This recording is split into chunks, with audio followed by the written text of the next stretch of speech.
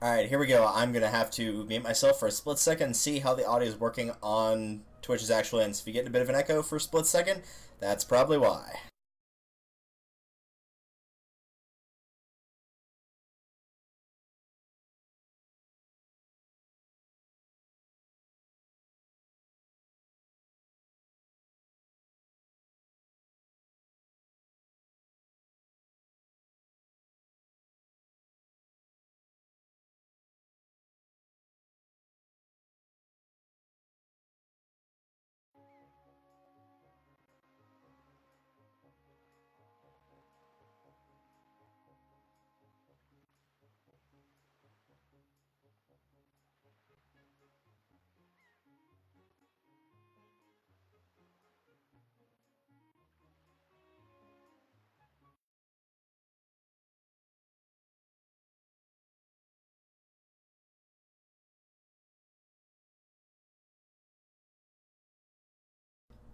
Alright, I see the issue now. I just have to figure out how to fix it. So I'm not getting any game audio right now. Alright, I see the issue now. I just have to figure out. Oh, right. I've got to mute that. There we go. I'll be quiet during this, so you will not be hearing my voice for a split second because I need to be able to focus on the game audio and figure out why it's doing that.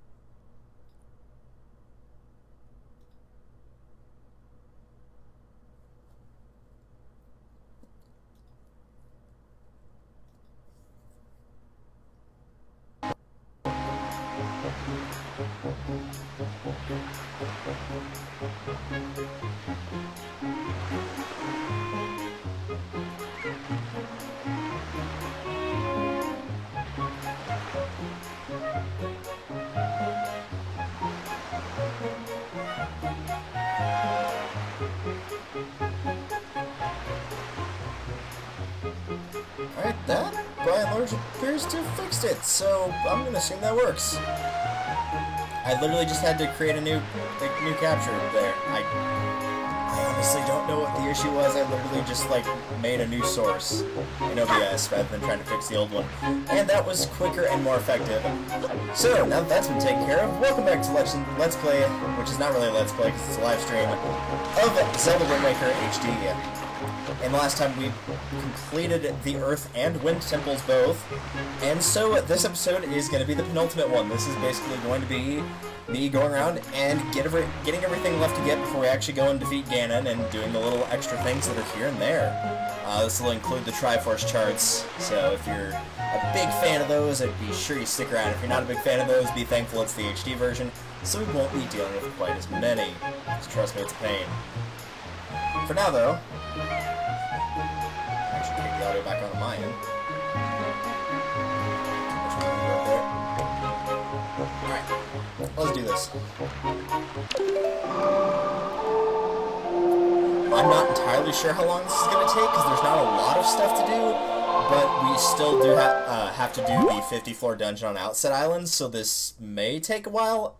Again, I'm not 100% sure, so it's one of those things we'll kind of figure out as we go exactly how long it's going to take.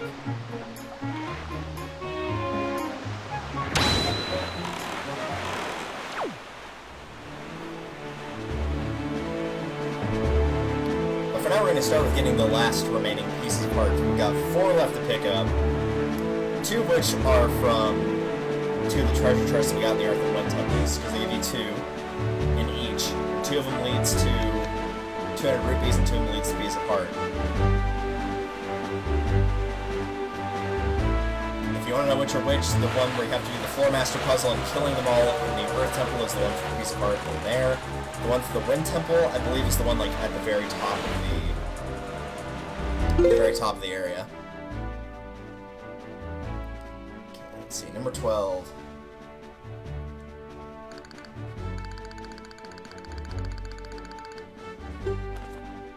No, I already fished up 12.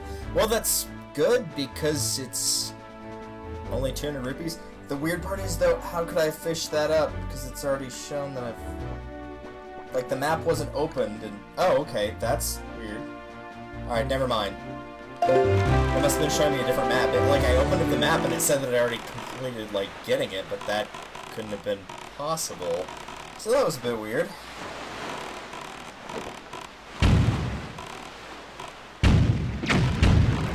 Alright, it's, like, back around this section here, yep.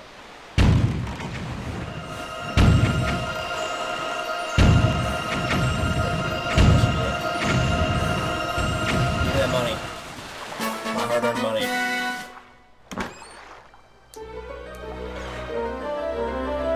It's hard to believe we are almost done the game, guys.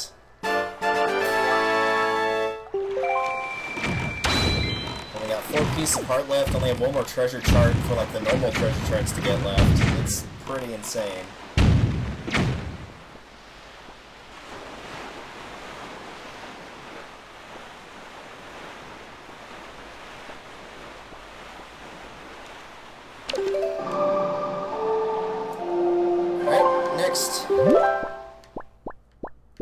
Is Bomb Island, so Forest Haven's probably gonna be as close as we can get there. So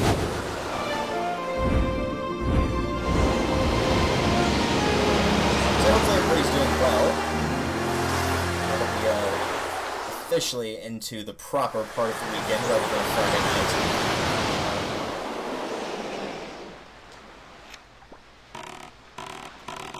Is Bomb Island correct? No, it is not.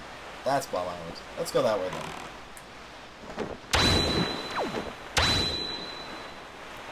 It's hard to believe October's almost over, though. Like, there's only roughly 10 days and 2 months left. 11 days and 2 months left before we're in 2019, you guys. That's absolutely nuts.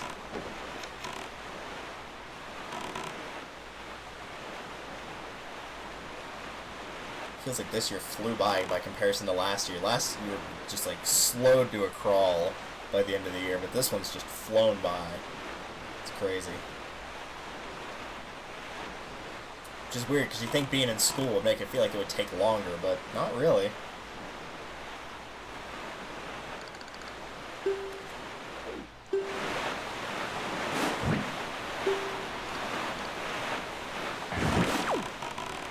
Oh, we already passed Bomb Island. I was getting distracted by the map there. I think it's because you can hold down the button to like scroll really fast, but then you have to like click off of the button, or click off the specific one you want and back onto it. It's kind of weird. I don't know what the issue is with that, but definitely is some sort of problem with it.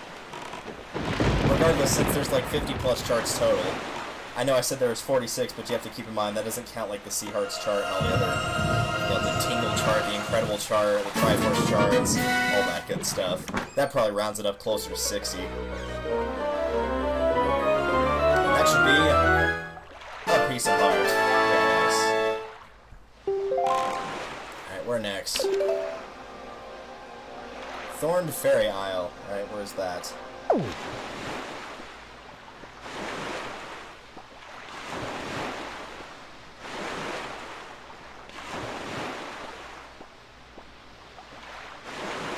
There you go. Oh, cool, we're already headed that way.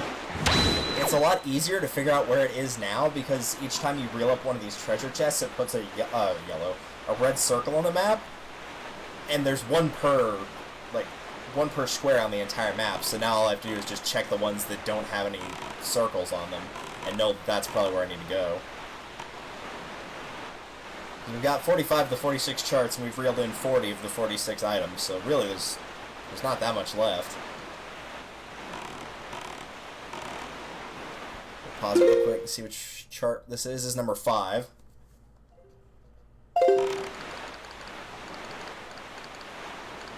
There it is.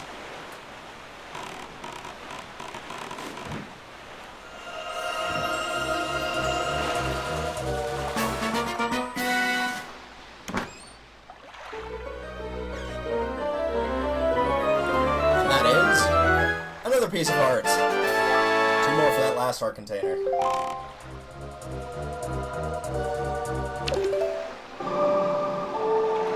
Oops. Oh, I went back to the right there. That was weird.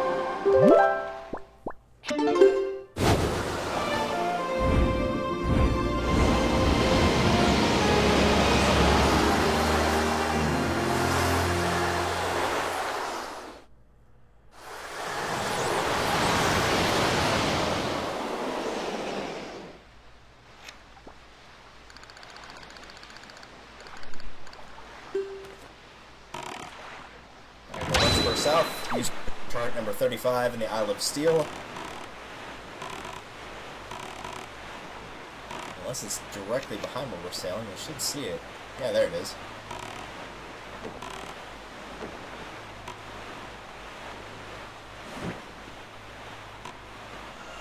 Oh good, the lawnmower's going outside again.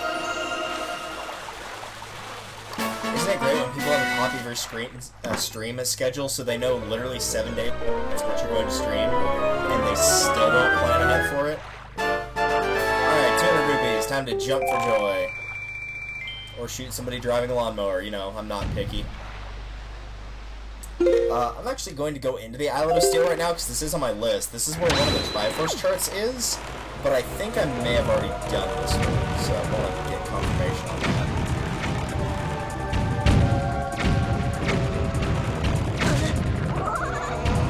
Anyway, I can't see what I'm doing. And if I haven't done this already, well, then there's no reason to not do it now.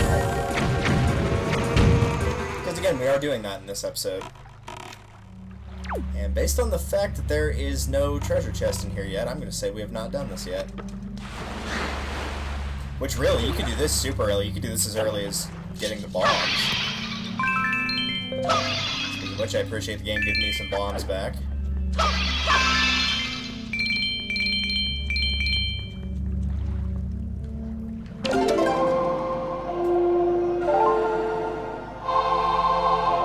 Hallelujah. It's raining men.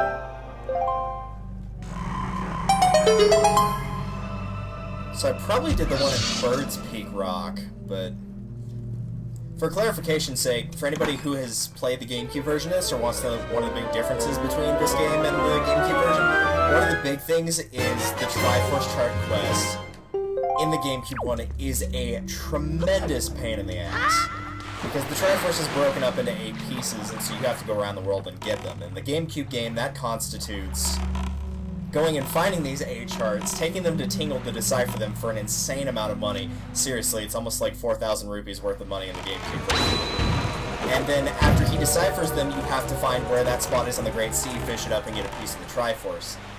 In this version, you only have to get 3 of those charts. The other 5, you have to go where the charts are, but it straight up just gives you a piece of the Triforce.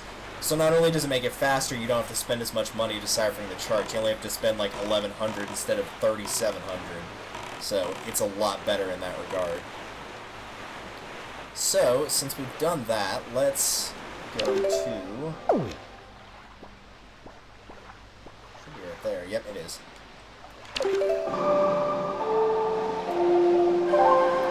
Hop an Isle, which you can either go to Windfall or to Dragon Roost. You know, really take your pick here. On Windfall or Dragon Roost, so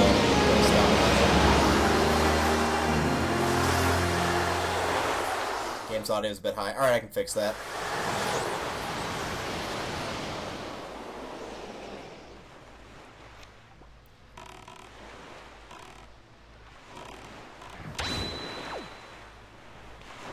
I also figured out why it's a bit high. It defaulted to like the highest buff. There's 2 buffers on OBS for anybody who doesn't know. You have like your audio that you can change so it like hits a certain maximum or minimum, and then there's like another one where you can crank it up, where you can basically amplify the sound by like 2, 3, 4, 5, up to like 10 times, something like that.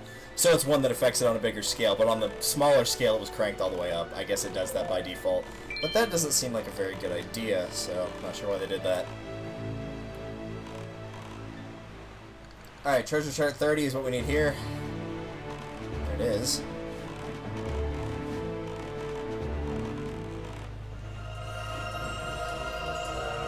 Nice. We got something else we gotta do here, though.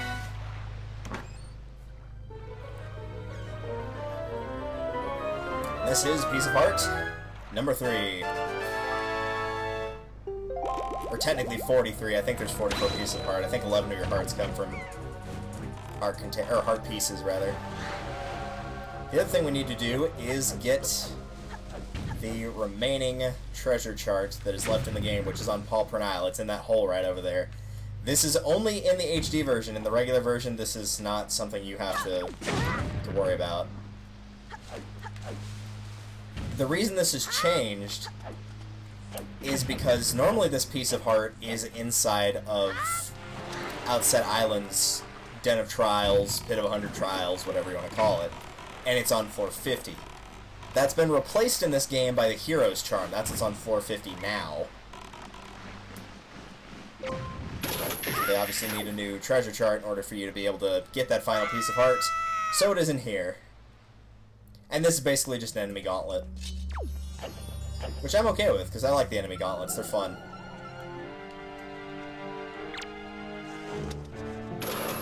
Oh right, I think we had figured out that didn't work last time.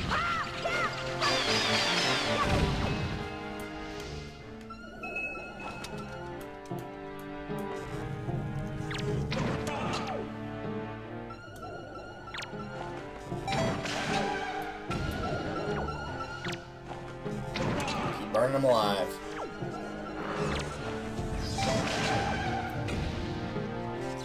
Don't think I don't see that yellow chew.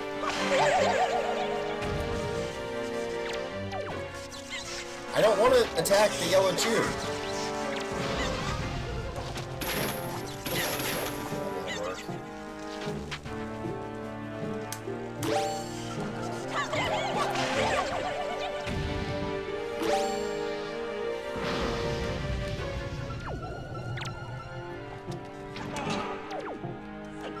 Why bother picking that up, but I did.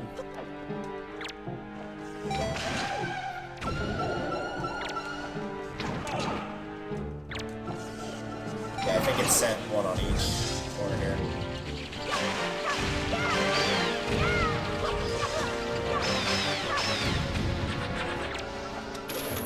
Bad idea. Not sure where you gave me the strike there. He swung wrong after that, but okay.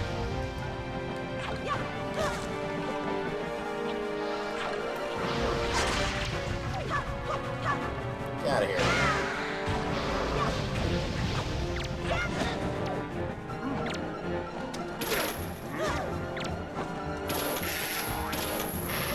Kill it. Obviously, these enemies are just designed to get in the way, and so killing them doesn't actually do anything. You have to get all the wizards out first. But if it's something annoying like the P-hats that aren't going to leave you alone, then obviously we need to kill those too.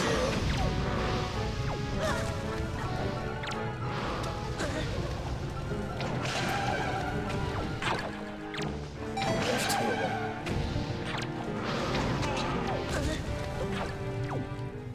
I know you're still alive. Get out of here.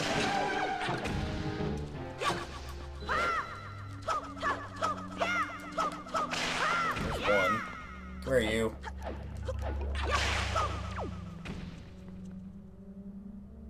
Oh, I was hoping to put it right in the center. I was hoping it would lift me up into the sky. Oh well. Give me that treasure chart. This should be the last one in the game. If I did miss one, like, I'll look through all the regular treasure charts and see if I missed one. If I did miss one, then I'll, like, go and actually pick it up and, you know, get it out of the ocean. But at that point, I would probably just use a guide to look up and see exactly where it is, because that should be the final one. Aside from, like, the Triforce rings. Alright, now, where do we use that? Two-Eye Reef. And that's pretty far away, if I remember correctly. Yeah, that's to the right of Headstone Island. Okay, why does it keep doing that? That's really weird. There we go. Yeah, we'll just take Southern Fair Island and go south from there, then. That works.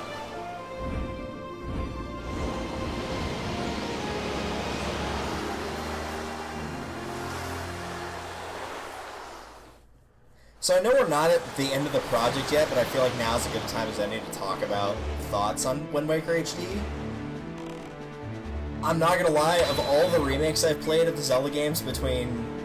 I don't own it, but I played a little bit of the remake of Twilight Princess, and granted I haven't played all of it, so I can't give you a full read on that. But between this, Ocarina of Majora's Mask, I'd say this one's probably the best overall shift. Because I can't think of any point where something is done worse in this game than it is in the original. And with Ocarina of Time and Majora's Mask, I can definitely see some of those, like, for sure. Let's go ahead and use this. 46. Oh, it's on the outside of the thing. Okay. You know, like, stuff like shifting items around that didn't need to be shifted. So I remember the first time I went through Majora's Mask, I, like, defeated the first area, and I went to go and do the minigame with the witches, where you go and get normally a piece of heart, and it turned out to be a bottle, and I'm like, why is this a bottle? That doesn't make any sense. And they just, like, swapped around items. They made boss fights easier that didn't need to be made easier, like, they were fine the way they were. People just weren't really sure on how to work the mechanics of it. Like, there were some issues there. Here, I don't really see any of those issues. Like, sure, they added, like, a few more treasure charts, but it's not enough to be like, oh, that really puts a hamper on things. Like, if you don't like going through, like, you know, 40-some-odd treasure charts, I don't think another 2 to 3 is going to make that much of a difference in your opinion. With that being done, let's go to my least favorite island in the game. But, like, almost everything else is an improvement. Like, the Swift Sail is an improvement. The whole not having to watch the animations after you play the song once is an improvement. You know, the whole changing of the Triforce quest to make it much less expensive and much faster is an improvement. I can't really say... The only real downside I can say, and that's not so much a downside on how the game is, it's more just the controller, is just stuff like trying to make the boomerang work when you're left-handed. Like, trying to hit 5 targets when we're around. That just doesn't work well, but that's not really a fault of the actual remake. That's just, again, the controller is not really built for that.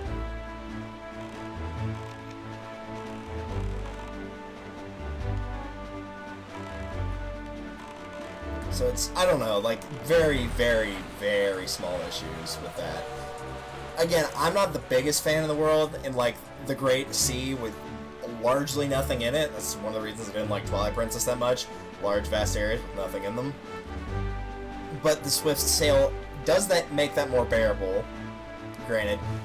Maybe, like, one other warp, like, near the top left that wasn't Mother and Child Isles, which, you know, you can't, aside from the Fire and Ice areas, you can't actually do anything with.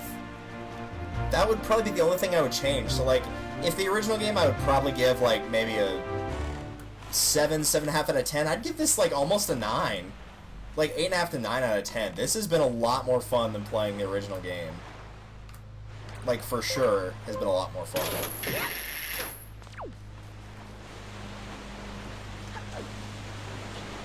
I'm not sure if it actually wants me to stand here while I'm firing at these, but I'll assume it does.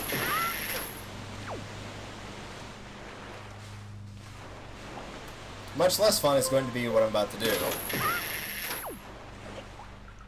Because as Aura's already stated, he knows what's on this island and I don't like it. Oh, hey, there's a blue Jew down there. I completely forgot you were there. Well, I'm gonna take your thing. Yeah, because I haven't come up here yet, because I couldn't, because I had no, quick shot to get up here.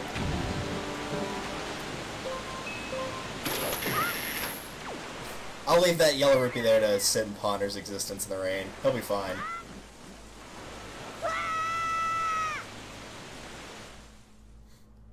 Alright, so for those of you that have not seen this area before, there's basically a giant pot maze. You've probably seen these going throughout the dungeons. Normally they warp you to like the middle of the dungeon or the end of it. Here it's just a maze. And it's like, well, why is that so bad? It's just a maze. Well, it's full of floor masters, and I'm not a friend of them, so I'm going to slightly trick this out. There's a small trick you can do here. Instead of going through this pot, I'm going to put that away. You can jump over to this. climb up on the netting. It's a bit hard to do. But I'm not good with depth perception in this game, so never have been. And you can skip to basically the last one, because the last pot will spit you out right in front of the Floor Master. Also, thank you for the 100 bits, Aura.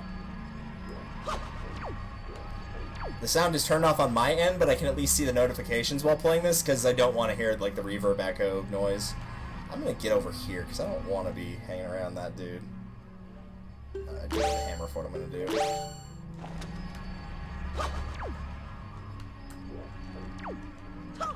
Yeah. Do not want you! Bye-bye. You will not be missed. Thanks for the arrows. I'm gonna take, ironically enough, a pot shot and hope it's the left one. Yep, it is. Look at this, they just, right there, that's just mean. Like, come on, that's cruel. So the good news is, if you use that little shortcut, you only have to deal with 2 tops. And I kind of got away from that guy because he didn't really do anything. But now you get the Ghost Ship chart, because unfortunately, doing that section with the Floor Masters is required. This is the only way you can get the map to the Ghost Ship, and by extension, the only way you can get on the Ghost Ship. It will give you all the locations of where you need to be in order to have the Ghost Ship appear, and the fish kind of tell you this time and again. But we actually got lucky because it's on a night where it's at Diamond Step Island. It's right there. And again, you can, of course, look this up, but it will be here on, like, the 3/4 moon. A pretty common one that's easy to say is that it's on the full moon, it's on Crescent Moon Island, so that would probably be the easiest one to explain. But thankfully I got lucky, and it's just right here. So, hooray. And you just sail right through it. You hop down here and fight some enemies.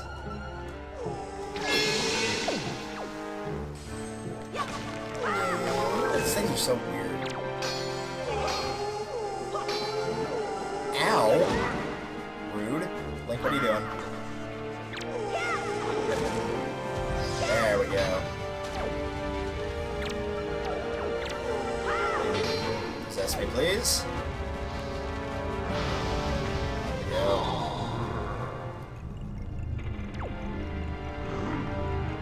Yeah, you can't get double possessed, alright.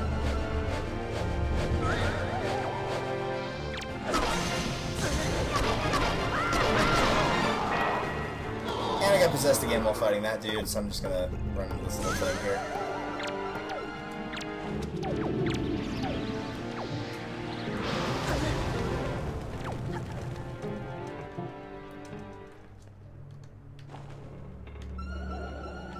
Where is he?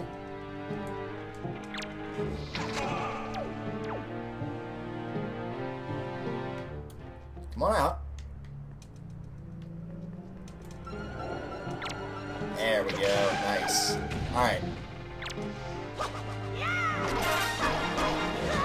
It's pretty much impossible to avoid getting hit by those, I guess.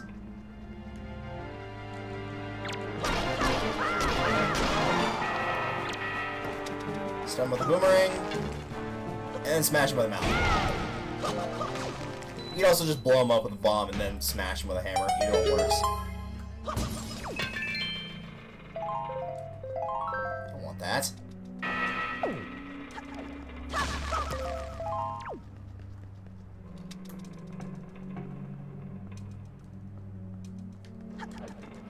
And of course they love me. They just want to take me back to a safe place. The problem is Danger's my middle name.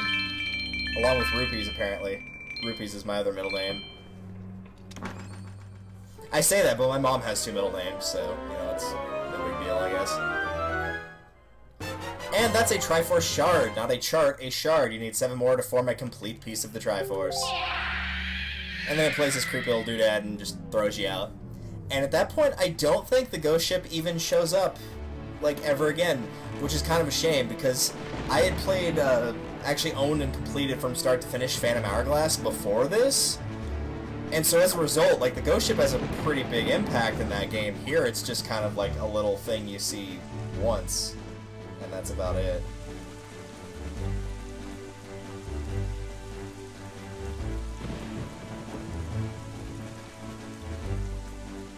Just checking the map to see if I can find where we're supposed to be going next.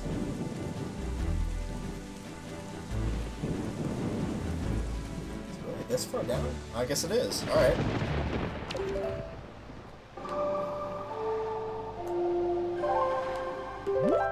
So probably Forest Haven, if I had to guess. Close enough. I'm kind of surprised they didn't give me more of an issue. Really, the only time in the game that the Floor Masters legit gave me an issue was the puzzle that you get the charged piece of heart from in the Earth Temple, but, you know, there's like 10 of them, what do you expect?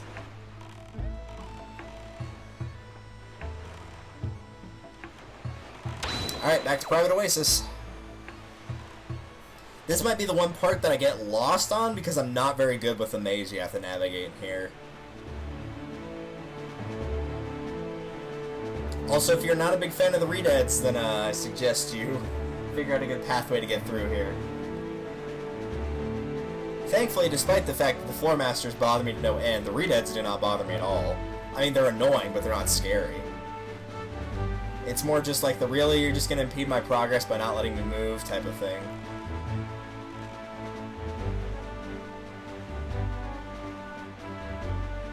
And again, I believe this is the only time marked in the game that you're actually required to get like a certain amount of one collectible, because this does give you one of the either the piece of the Triforce or the Triforce charts. So you actually are required to do this. You don't have to do the thing with Moe's letter. You don't need anything for the chews. You don't have to use the feathers. You don't have to do the Knight's Crest for the Great Spin, even though it's cool to have it. Don't touch me with those filthy hands, you mischievous little scamp. This cabana belongs to the Master and the Master alone. You grab me, trespassing little scoundrel. Away with you, away, I say. Well, screw you too. See what you think of this. Ew, unclean, most foul. Don't lay those grungy hands. What? That's... What, that's the... are you the new Master? Are you Master Delta? I'm so pleased to hear that name. Master Delta, please be gentle on this fine door. Piss off. Also, that door handle reminds me of a game called Snake Oil, where you basically have a bunch of cards with like nouns and adjectives and whatnot on them. And you have to play 2 cards, and it creates something that you're trying to basically sell to somebody. You have to like pitch the idea of putting these 2 cards together. And so one time I made the hand handle, so that's what it reminds me of. There's a couple things you can do in here. You can do a slide puzzle with the Booger Kid. So it shows you the completed one and then the one over here, and they get harder, which is why there's these little notches. I am absolutely trash at slide puzzles, as anybody who watched me do Resident Evil 4 recently knows. So I don't plan on doing that. Instead, we're actually going to make the proper progress needed. And that's by putting out the fire. And getting out of here.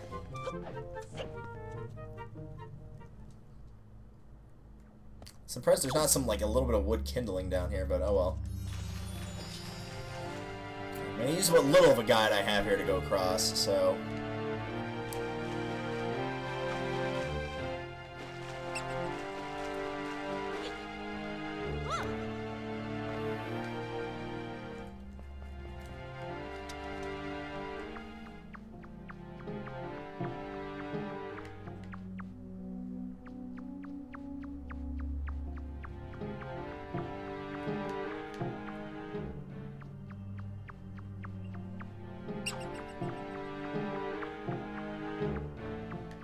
Alright, that's all I got for the guide, so at this point we're flying blind. Mostly because there's a lot of pathways in here. And there is a chest in here with 100 rupees. In fact, I think it's the left way you go to get that. So I'll go ahead and show that first. Fair warning, I'm pretty sure there's a Redead in this room where you jump down, so...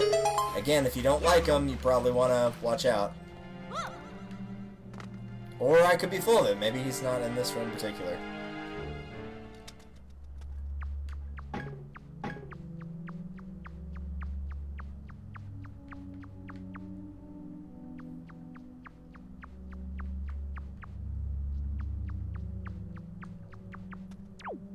I don't know. This is the right one. Cool.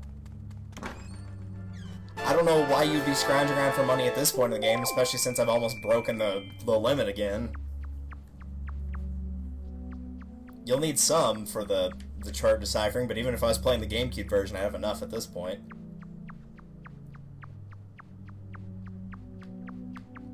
Okay, so is it...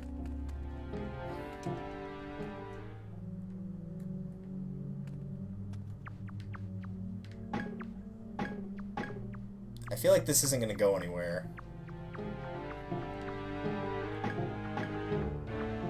If it goes into split path, I'm going back out the other way.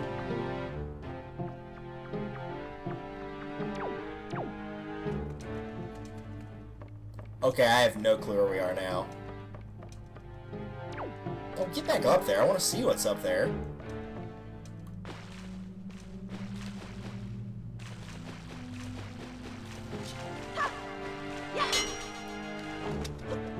Let's try this way, then. Hey, don't destroy my money. I worked hard for that. Hop down here? No, that's back where we started, okay. Don't get in there. Thanks, Tingle. Yeah, what a hero.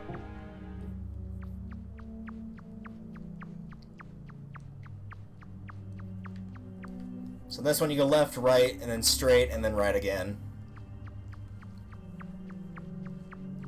And I know that's all I have, but when looking up the guide on how to get through here, I do remember when you get to the room with the ladder, you take the left path to get that 100 rupee chest, you take the right one to actually make progress, but it acted like I could almost just go around, so if that's the case...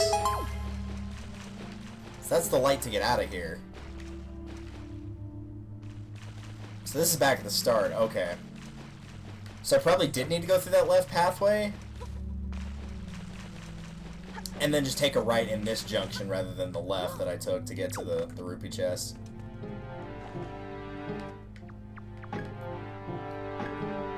So I probably just went the wrong way when I got here. Not actually in the pathway, but after this pathway.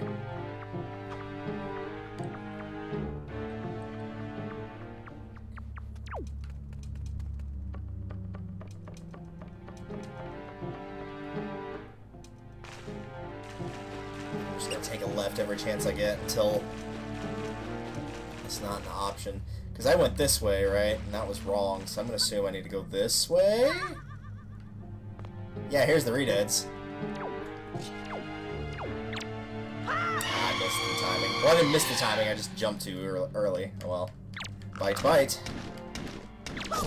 Dude, you're not gonna link me into a combo, that's lame. That's crap, don't even go there. I like how you just walked through that guy, that's cool. Well, thanks for the money, I guess. Yeah, this is where you need to go, is back there. Oh, I didn't drop anything, that's lame. Shit, I mean, less so scary for me and more so just annoying.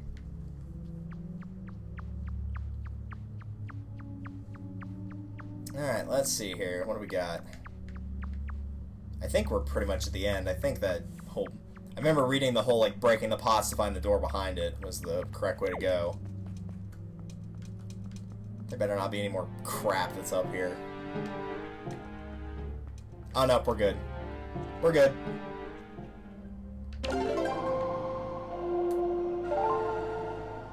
I'd love to say I'll remember that for the next time I play, but I guarantee I will not remember that for the next time I play.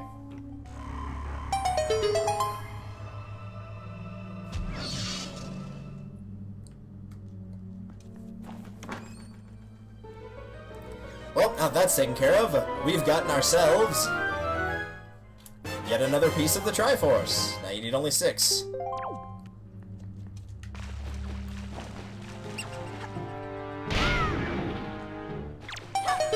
Spot we couldn't see earlier, this is where we were supposed to go.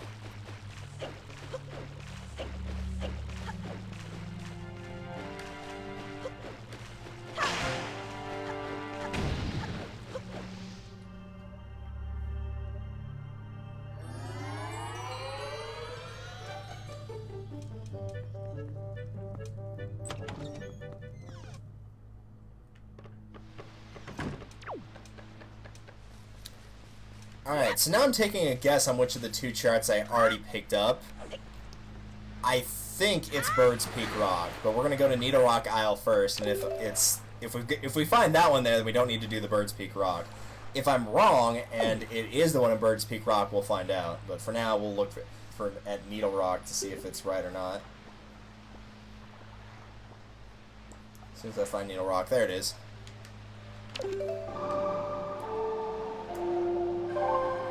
If there was a time I wish they took a page out of the DS's book and where you could, like, actually write things down on your map. Ignore the person in the background pretending to die. I'm not that lucky. You won't actually do that. But, like, you could put, like, the initials for stuff. So, for, like, Needle Rock, you could write NR, like, on the map. Or for Dragon Roost, you could put DR. You know, it'd make it a lot easier to keep track of where each thing is instead of having to click on it all the time.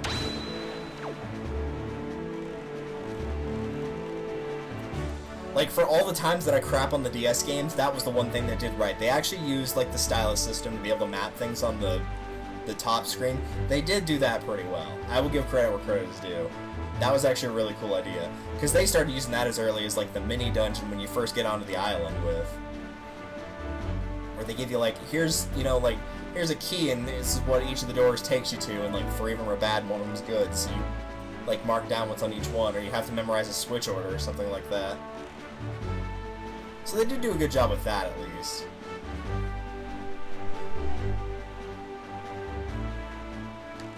Alright, so what we need is not actually at Needle Rock itself, but it is northwest of here. And I think I see it. Yep, that should be them. If you look out on the Great Sea, there should be some ships. And you'll notice one of these is a golden ship, which is like a golden ticket from Willy Wonka, except not.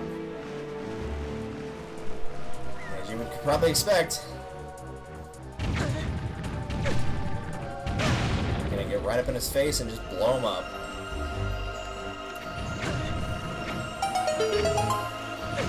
Ha! I got it before you killed me. I have a fairy anyway, so even if they do, it's fine. I'm gonna have to go back to Outset for the dungeon anyway, so I'll get a fairy there. If I have to. But in the meantime, Triforce Charge. So if that's the case, I have in fact done the one on Bird's Peak Rock. I'll keep it on my list just in case. Well, actually, I don't even need to do that. I can just pause and check because I should have 3 Triforce charts. 1, 2, 3. Yeah. Alright, so I know I don't need Bird's Peak Rock anymore. So that's 3 of the 6 we're missing. So now we're actually going to go and get the remaining pieces. So let's start with, if I can find it.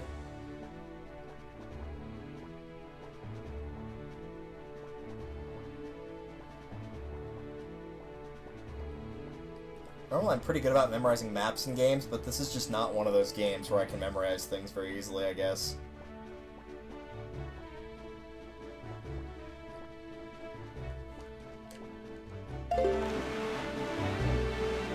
You know what we have never done, actually? I don't think I've ever shown off what happens if you sail off the map completely.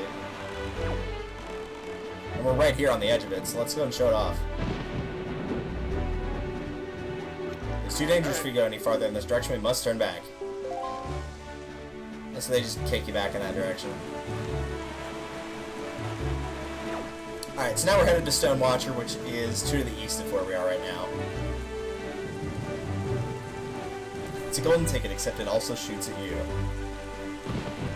I mean, there's a fair bit of shooting in Willy Wonka. Like, Augustus Gloop gets shot out of the thing whenever he gets pulled in the pipe, and they even say, like, remember what happens when I told you whenever, like, a bullet comes out of a gun? Whenever Charlie's, grandfather's talking to him. And then you've got Mike TV, who's got, like, the fake guns all the time, because he's, like, really into Wild Western stuff. You've got the, thing at the end of the movie where the ceiling gets broken and they, get shot into the sky in the elevator. There's a fair bit of shooting in that game. In that movie, I'm sure there's probably a Willy Wonka video game, and it's probably terrible, unfortunately. And that's really depressing to think about. I don't even know, like, what would you do to make a really good Willy Wonka game? Like, what would you even do?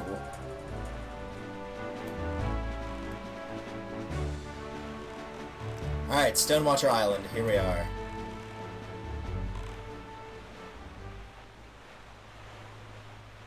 I remember them doing like a Lemony Snicket video game that went through like the first 3 books, and it was like, it wasn't great, but it was okay. Oh, there was one for the remake. No, I'm talking the original. Oh. Whether you like Johnny Depp or not, that role was not meant for him. It was meant for Gene Wilder, nobody else. May he rest in peace. So now let's get rid of that. And hop down here.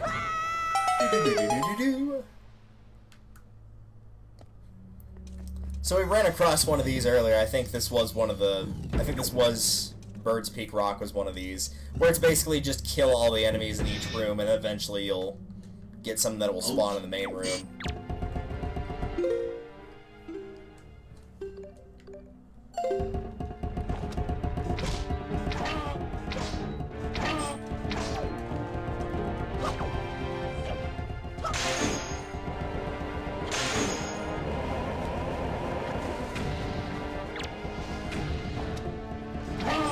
Wait, that got them both? How? Alright, whatever. I get the sword slash having like a wide swing, so it could get multiple things. But the arrow going through one guy and hitting the other, not so much. Especially since they're made out of stone or something similar. Well, whatever.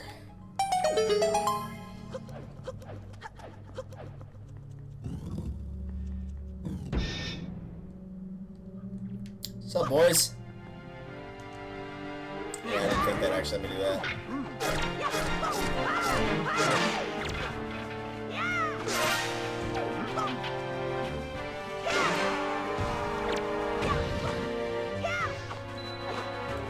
The jump attack always worked pretty well on those dudes.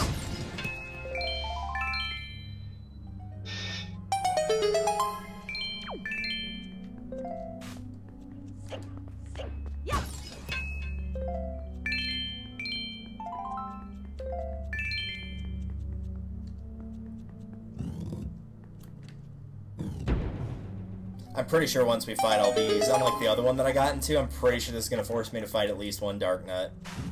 This looks like a Wizrobe room.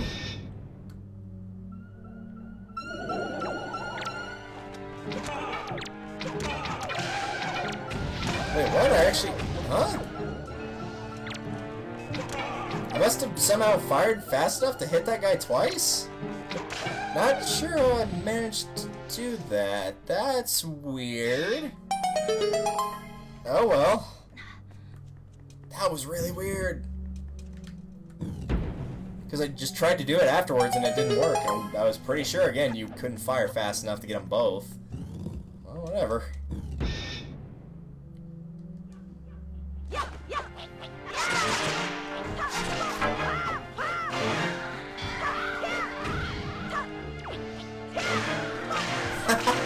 Nice. I'm not losing my last half-heart to one of those things, sorry.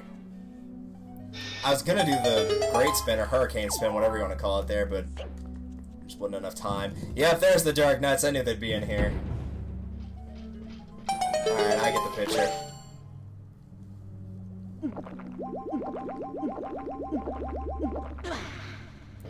What's up, Mr. Dark Nut? Why's your buddy not going after me? Just being courteous and let me get a head start on you? That was nice of him, because having to fight 2 of those at once is a lot harder than fighting just one. It's one of the hardest enemies to fight. So I appreciate that, I do. Alright, we'll get that in a second. And there it is, Rupee 5,000.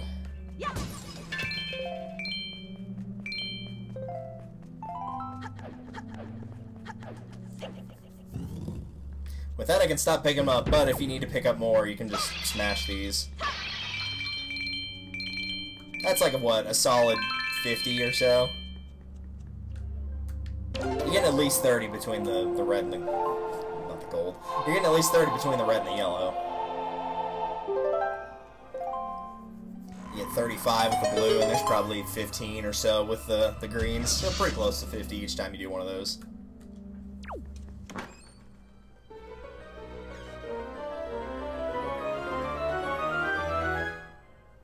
we go, we got a Triforce Shard. You only need 5 more.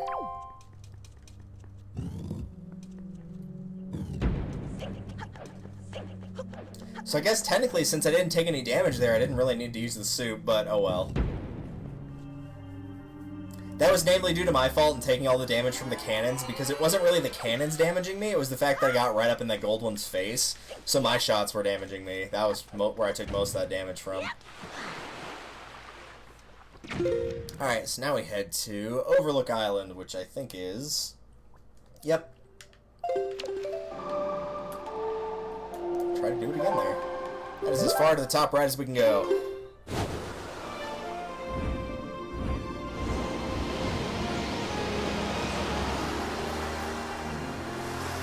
Also, I might be wrong about us collecting all the charts, because I think the graph that's actually like on my gamepad might include like the extra charts, because I said there was 46 total of the main charts, and there is. But I've got 48 on there right now, with 44 of which are open, so... I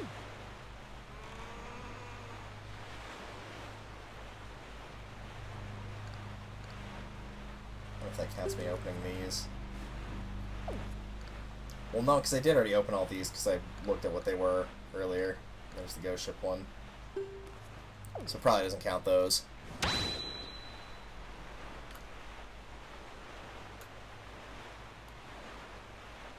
Yeah, no, trust me, I'm going to remember that for the 50th floor labyrinth, especially since we're playing on hero mode. That would end poorly if I didn't do that.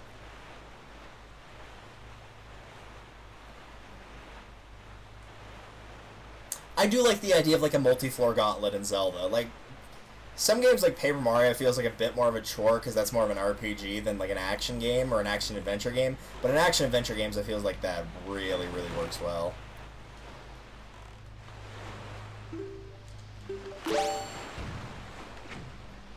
Yeah, I knew I drifted too far away from that.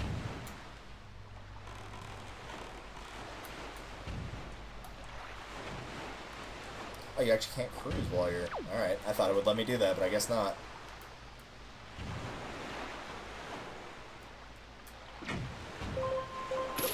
What? There we go. Kind of a hard shot to make there.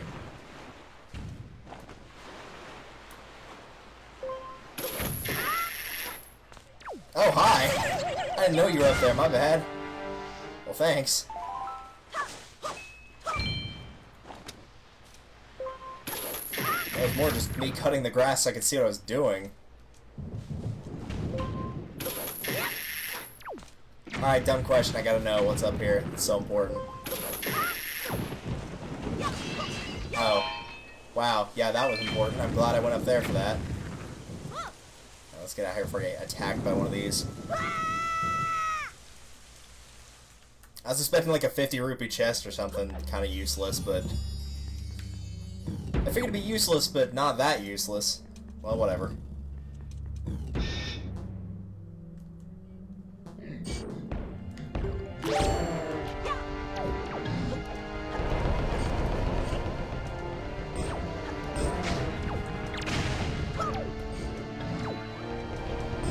There's another enemy that's not exactly fun to fight in a group, particularly when you're in a small space like this.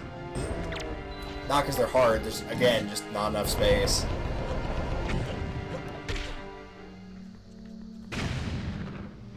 Oh, that looked cool.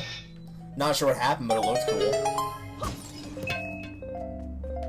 At this point, we're just going to use these for item restocks.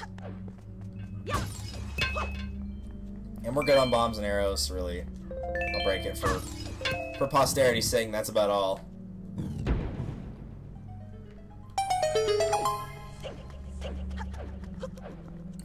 Whiz robes again, I would guess, or like a bunch of chews, maybe. Oh, these guys, okay.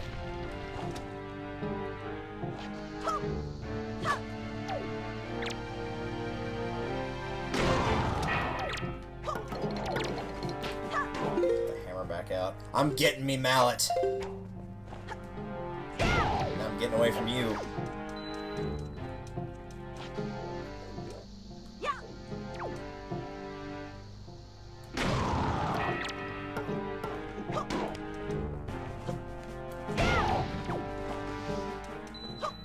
Throw it at that door. That'll solve the problem.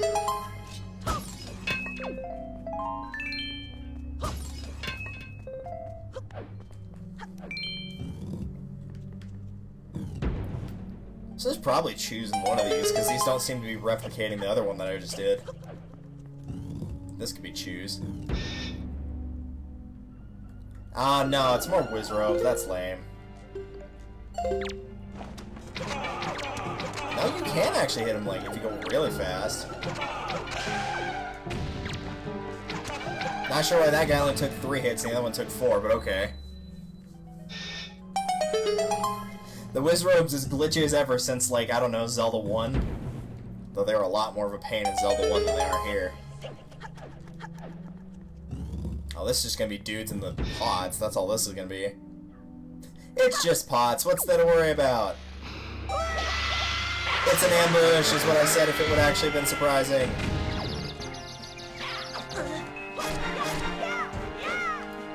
Oh, you're the only survivor, huh?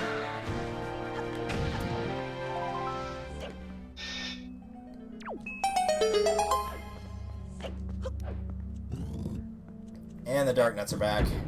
Oh, there's 3 of them this time. Oh no, there's 4. Cool. You're really gonna make me work for it this time. Alright. I'm down.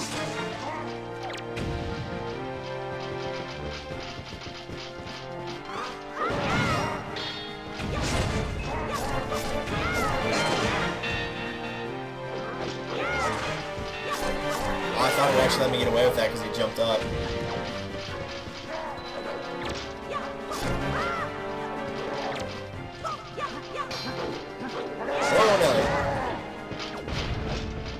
Also, yeah, they can knock down these pillars, and normally there's hearts behind them, but, you know, hero mode, that's not really gonna happen. Alright, now that guy's gone. Ow. Dude. That's the real problem with fighting them in groups like this, is the one that you're attacking may not necessarily go first.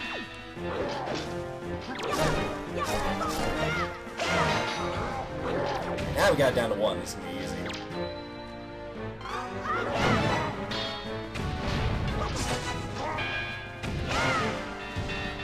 Oh.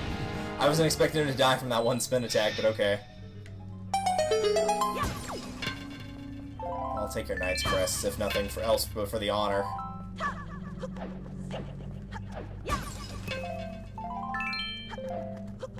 So the upside of having the bombs and the arrows on screen is I'll know if I need any.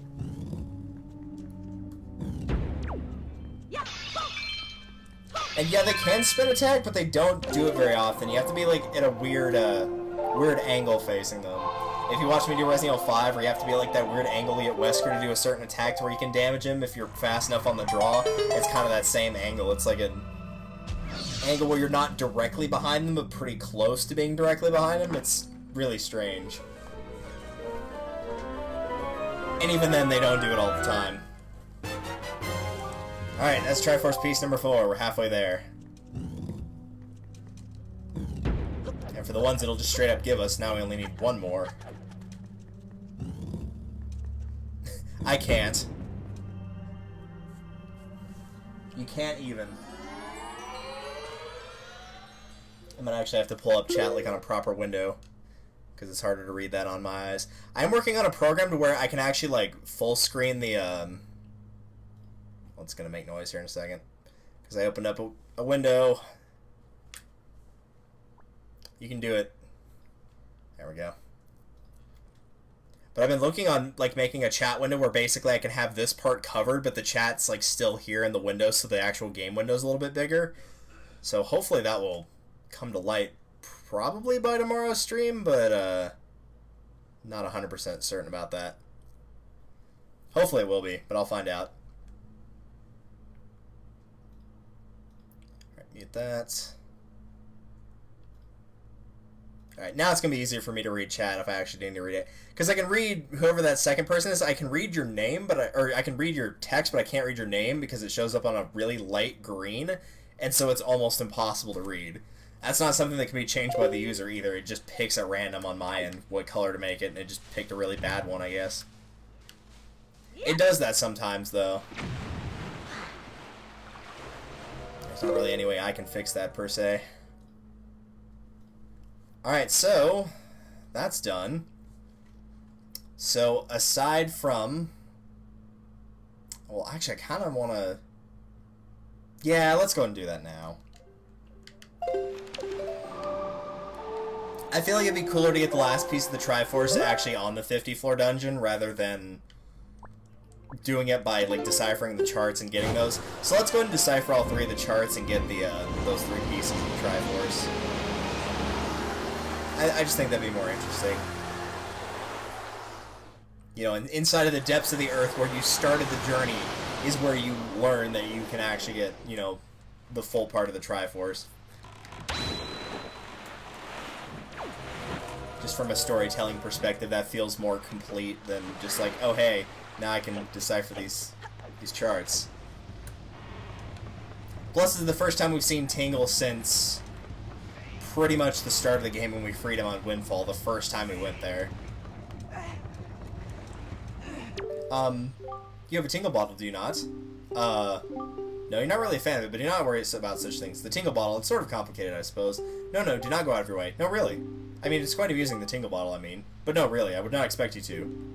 Heave-ho. How about you? Heave-ho. Ugh, this is heavy. It's just between you and me. But this guy's another brother. If that guy could come spin this thing instead of me. Heave-ho. Hi. Oh, Mr. Fairy, I've been longing to see you, sir. What should we play? What do you want to play? What? You're not here to play. That fragrant, musty scent. Ew. Sir, you found a chart. I found many. Splendid, splendid. Show me, show me. Why, you can't read that chart in its current state. Impossible, sir. Would you like me to decipher it for you? For 398 rupees? Sure. Tingle, tingle, clulimpa. Become readable. So now you can actually find these on the Great Sea. So, again, in the HD version, you only have to do this 3 times. So, we'll round up for posterity's sake. It's basically 400. 1,200 rupees, or if you're playing it on the GameCube version, instead of doing it 3 times, you have to do it 8. And 8 times 400 is 3,200 rupees. It's not quite 3,200. You have to subtract 16 from that to get an actual number, but still, that's a lot of rupees. And it kind of sucks.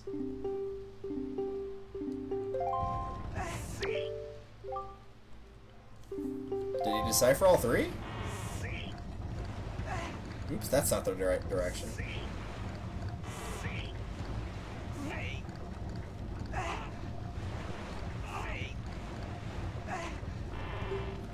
I guess he did decipher all 3. Maybe I just was going through it really quick and wasn't paying attention. Oh well. So, back to the boat.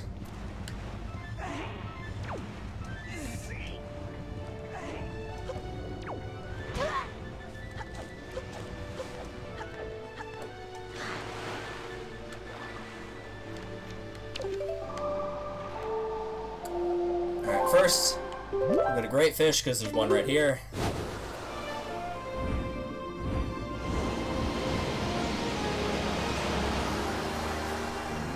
Yeah, 3184.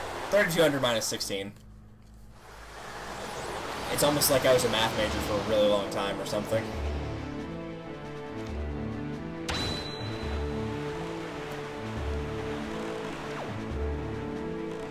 Which is basically a nice way of saying, you know, like, have you found a lot of rupees in your story? I sure hope you did. Because if not, you're going to have to start looking for them. And the first time I played this game, I did not know that, so I had about 2,500, so I had to go hunt around for about 600 of them. Which isn't too bad, as long as you have enough treasure charts, but still, it sucks. Alright, so 3 more. So next one is... Get off the screen, there we go. Because I believe these count towards, like, some of the maps that you actually open and create a red ring, so there's not that many left.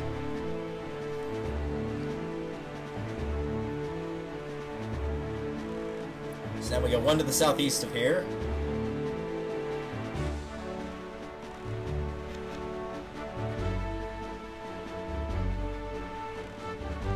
And that will take us to Stonewatcher Island.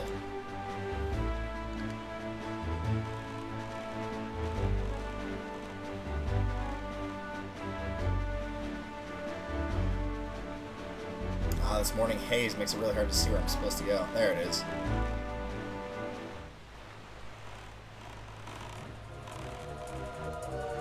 I overshot that.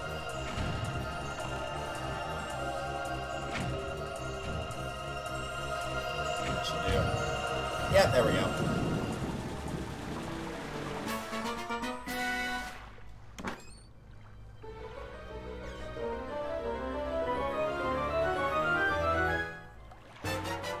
Only 2 more. And let me take a look here.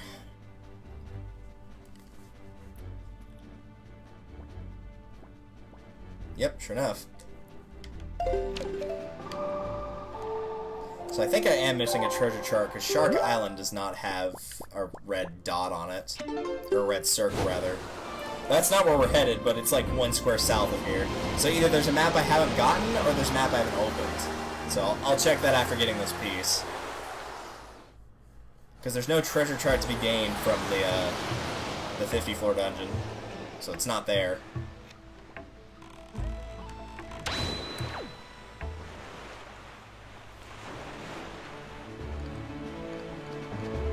Oh, those were the treasure charts. Okay, I was like, why did it go back to 1 after going to 3? Yeah, I haven't opened number 6. I don't have 16.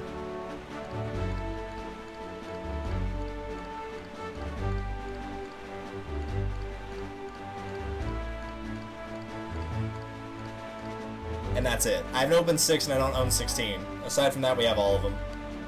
Also, I've not been paying attention because we might have gone past where we're supposed to go.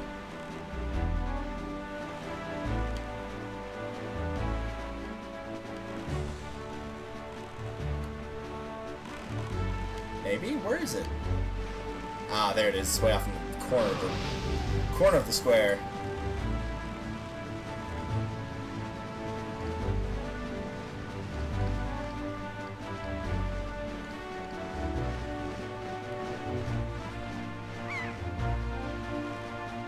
That makes me curious to figure out which one I missed. It's probably on something dumb. Last time we forgot when it was on something dumb. Oh no, this is 5-star Isles. This isn't Cliff Plateau.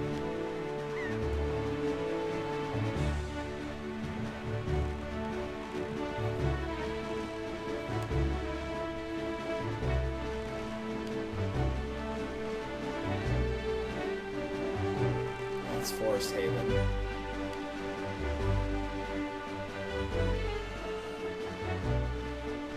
Just heard the light ring noise, but that must have been a normal one because we're not near any isle, so.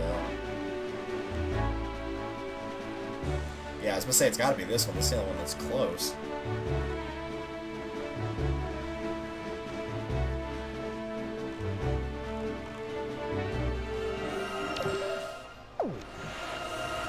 There we go. Alright, now I'm curious. So the only one I'm missing is that 16. Now you need only 1 more piece of the Triforce.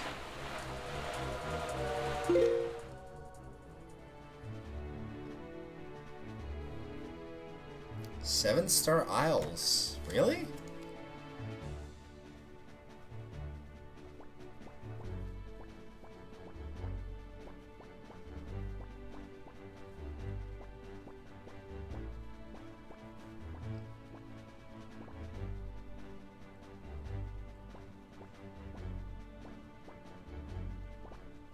So it's way up here. Okay.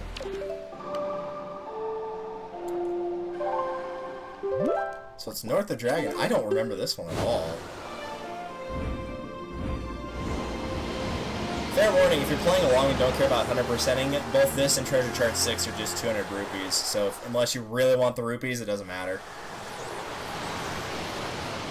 And technically we're not 100%ing because I'm not doing the Nintendo Gallery. Like, seriously, screw that. If you want to know what it's about, since it is on Forest Haven and we were there a second ago, it's basically taking pictures of like everything in the game, like all the characters, all the enemies. That includes like bosses, so you can potentially miss stuff that you can't come back to. And you have to take those into the gallery, and it makes little figurines. They look really cool. The problem is there's like 18 million of the things, so it's really, really not worth it. Alright, I'm guessing, since it's saying defeat the Wizrobes in the towers, it's probably referring to this.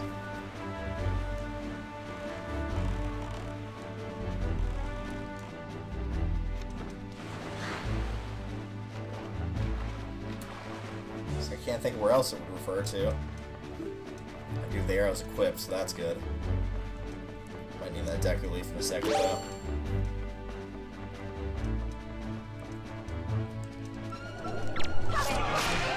I'm glad you appeared right in front of me. That made it very easy. Thank you. That's probably just like an item drop. Some crap.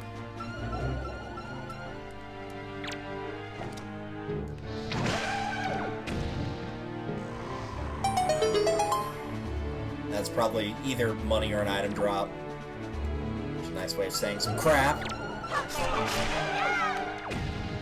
I see you way out there.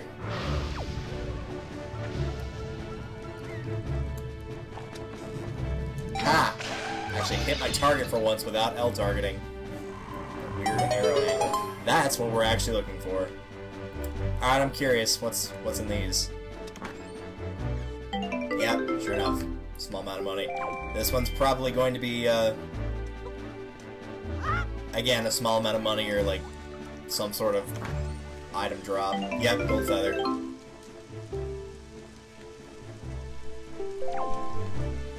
Well, thanks, I guess.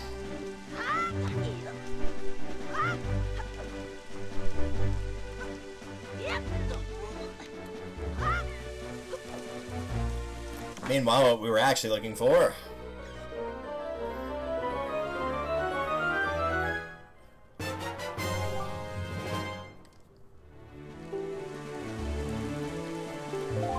Give me a second here, because the other one is... Is there another dot we're missing? Yeah, there it is. Okay. So we're probably faster off warping to that one.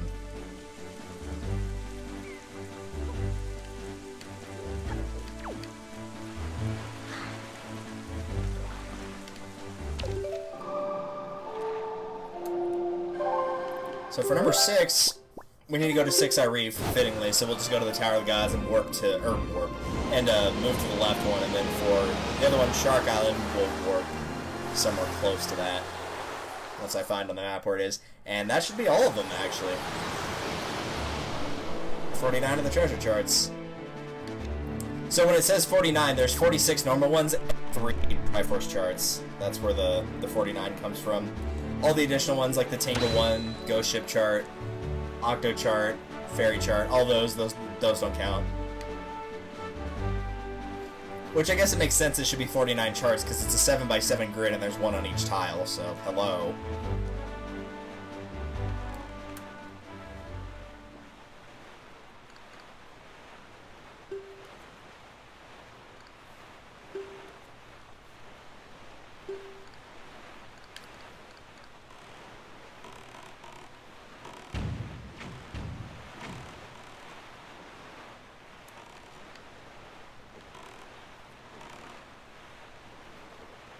Oh right, we're going to 6i Reef. I was looking for Shark Island. I completely blanked out on what I was doing there. I probably thought it was another one because all the reefs are like, most of the reefs anyway, are kind of near each other. So I was like, oh, that's probably just like 4i Reef or something.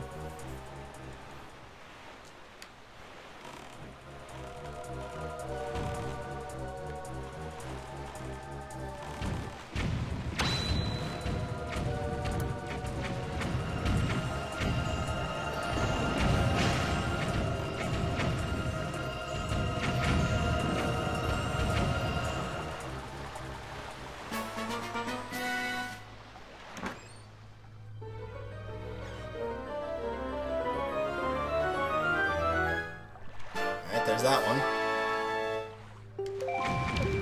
Actually, let me check specifically Okay, so Shark Island's right there, so probably the best way to go is outset, but I'll check when I actually move here. Actually, no, the Southern Fair Island's a little bit faster. You just have to go one to the left here, or west, whichever you prefer.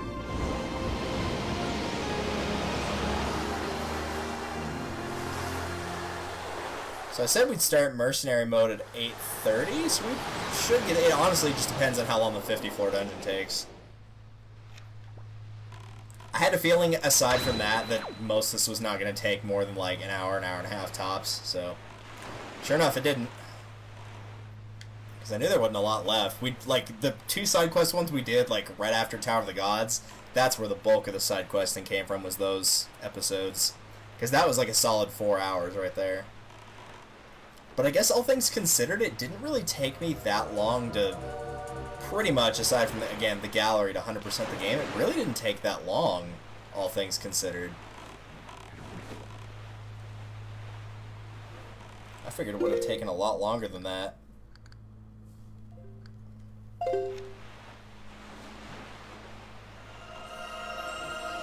There it is. That's the last treasure we'll be reeling up in the game.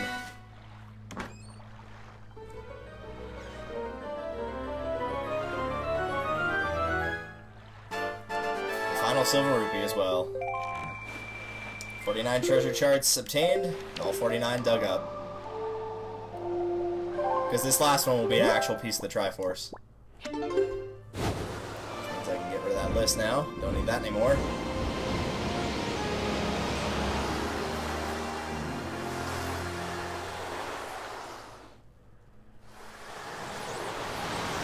Here we are, back where it all began.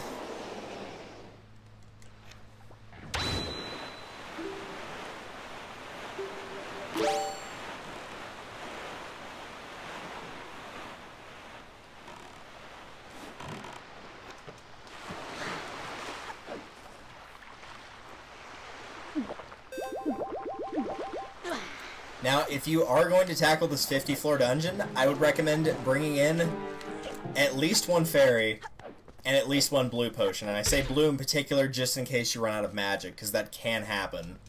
And the last thing you want to do is be good on health and then realize you're out of magic when you needed it. Hey, Granny. Yes, please. Just think, this will be the last time that we, well, it's probably the second to last time. I will likely be using this in this 50-floor dungeon, so as a result, I'll probably come back to see her again. Because the elixir soup will probably get used before the blue potion, the fairy, because you know, if I can consciously make the decision to heal myself, then that's all the better, because if I lose the fairy and then I'm not paying attention to my health, then I could get screwed by that. And I want to keep the blue potion, again, for the magic, so the elixir soup will likely get used here.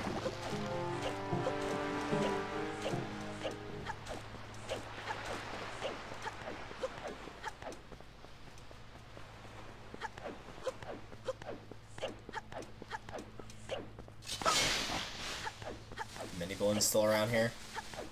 Yeah, there they are. Just gonna ignore them though. Obviously, I'd also recommend that you have the 99 arrows and 99 bombs and have them at or close to completely filled. I'm missing 2 arrows, but I think I'll live. Face this direction. Northwest.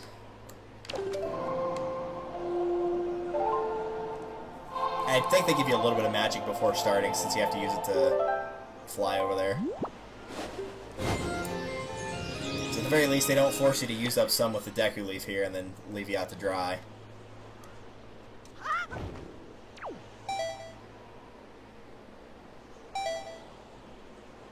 wonder if you flew through that window right there, if you'd get something secret. Not sure if you would or not. Maybe I'll try that later. Depending on how long this takes.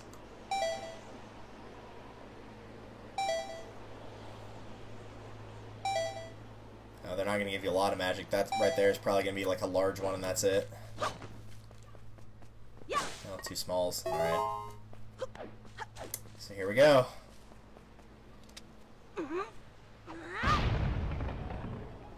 This is it. 50-floor dungeon. Here we go. Way to just ruin it, Link. Way to just ruin it. Gosh. I have never completed this on hero mode, so it'll be interesting to see how this goes. I've already got a fairy in a bottle, and I'm not gonna be using that any further. So I've got the elixir soup, fairy in a bottle, blue potion, and still the water. I should probably take another blue one with me, but you know what? No big deal. The Savage Labyrinth. Deep in the never-ending darkness, the golden shard you seek awaits. It's required to beat 30 floors in order to finish the game. We're gonna try to do all 50.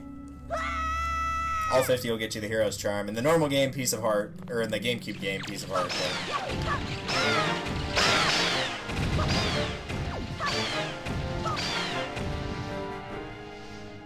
I remember speeding this up and playing music when I did it on the actual Let's Play.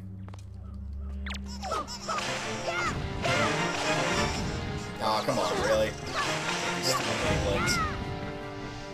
They have, like, way more range than you'd expect them to.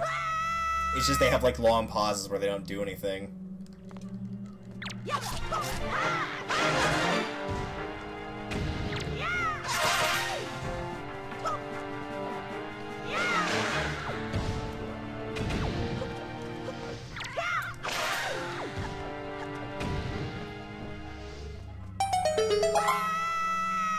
So if you are playing this for the first time, even if you're not playing it on hero mode, there will not be any heart drops here. In fact, I don't think they do any drops in general, so not even, like, in this case, chew jelly and stuff. The only time you'll get heart refills, aside from your, like, own volition...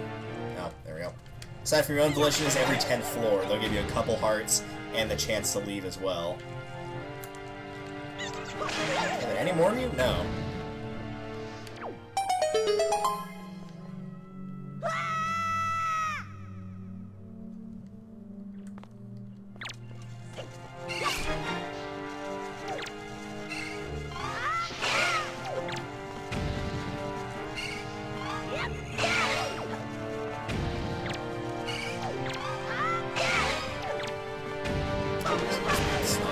Since it's not waking up.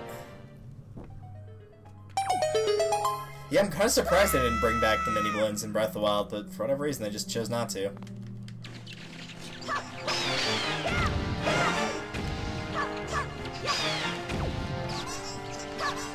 Mini balloons, there with you. Bat! You're the only one left.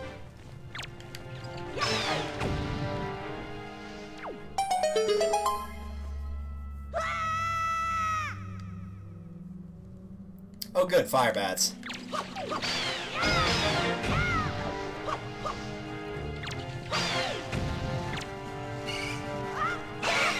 hit the button a little early there, but I guess not.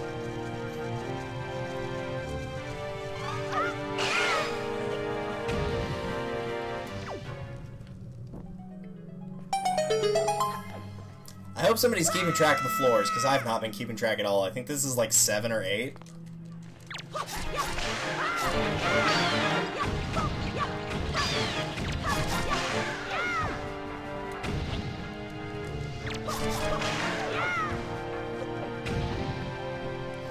Puzzles I have to do here, yeah. Didn't think so.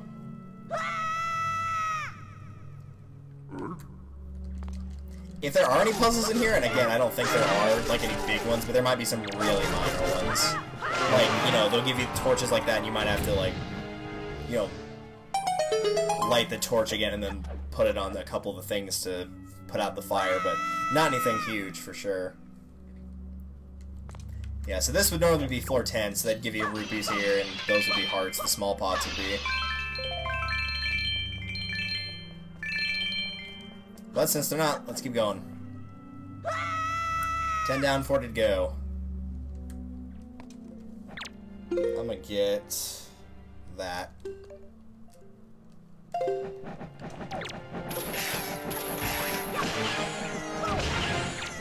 They sound so pathetic when they get killed. Now, if I remember right, you can, and I'll check this when I get down to the last one. Link, you're gonna have to start aiming a little bit better than that, dude.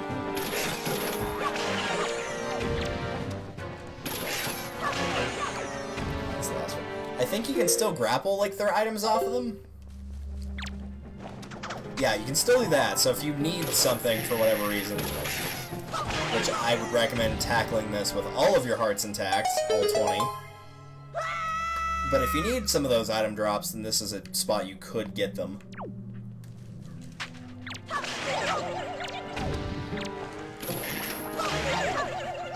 Come on, I know there's more of you.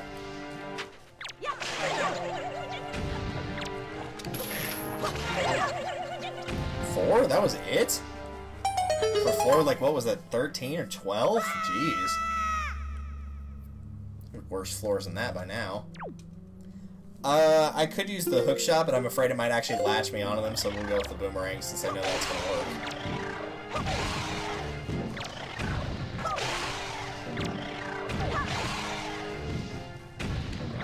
That's all of them, yep.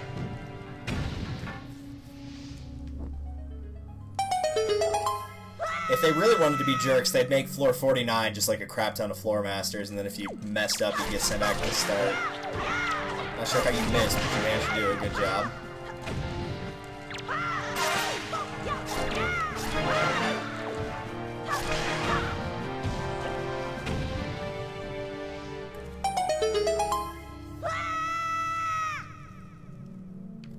Next.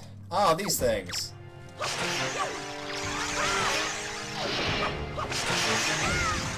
Thankfully, they die in one hit now, so that's a plus. Remember when that was a mini-boss? Yeah, me too.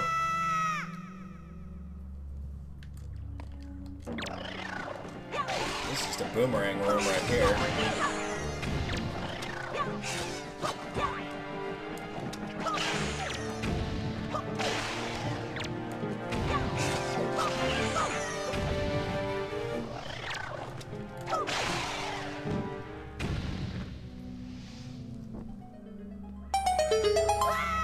So much screaming involved in this one.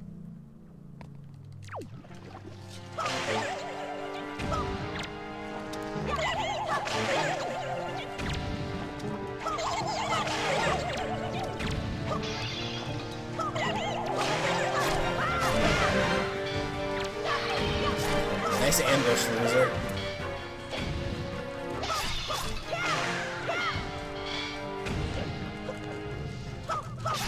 As if they just give you pots and a random thing, like, oh, here's some free healing just in this random floor. I don't think anybody would fall for that at this point in the game.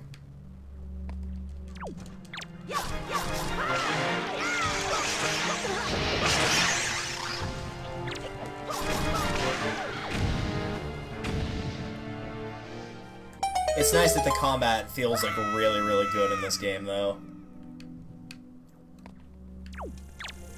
Alright, so I don't think I ever showed this off, but fire arrows in this game will one-shot these guys. I think I hit both of them. Yeah, I totally did. But yeah, the Mothullas, they'll get one-shot by the fire arrows in the GameCube and the Wii U version. So if you really don't like those, that's an easy way to get rid of them. Alright, floor 20.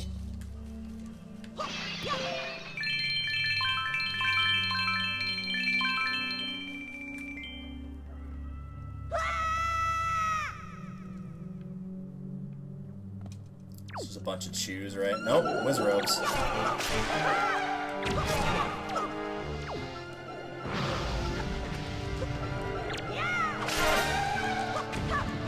Man, I thought I could get him in time. There he is. I mean, if they're not going to float in the air, I might as well just use the sword, not waste the arrows.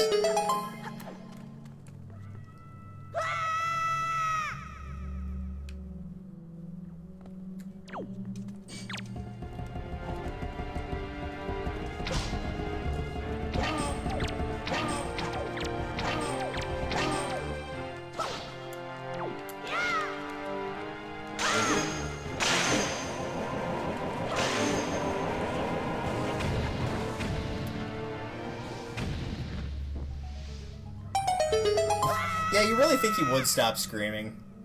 Just like, oh look, another one of these. Seen that, you know, been there, done that, got the t-shirt.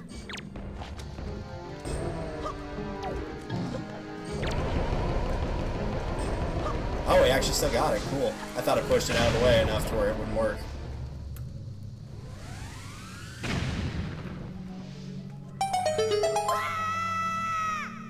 I know one of these, it might be 41, but there's one that has just like a crap ton of chews in it.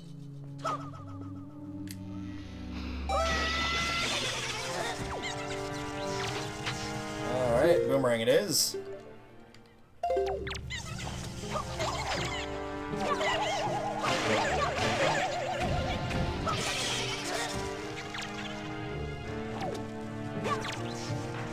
Works.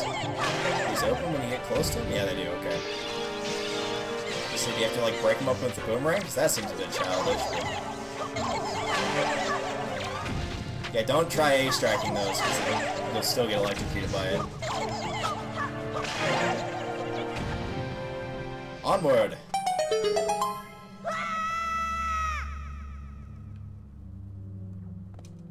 Oh hey, the skull heads, nice.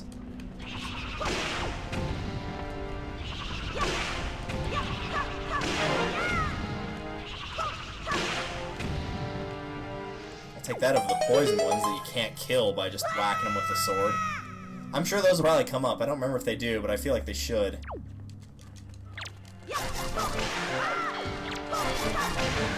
Alright, 1v1 me.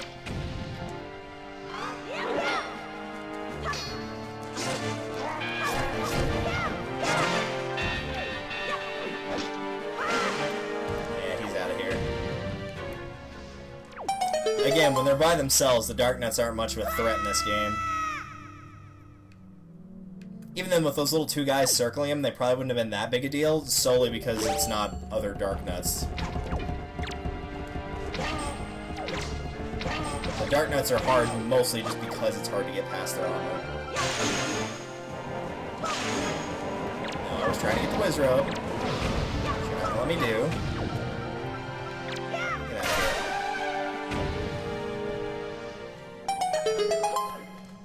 Yeah, Dark Knight would have been a great enemy for Breath of the Wild. I'm not sure why they didn't go for that. Really should have. Alright, so those skulls are going to go active, I'm pretty sure.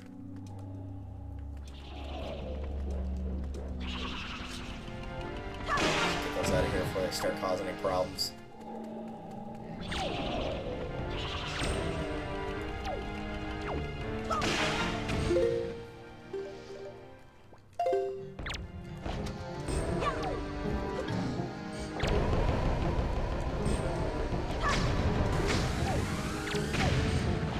Well, get up.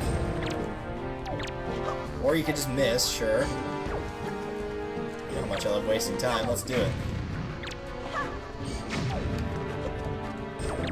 There, good grief.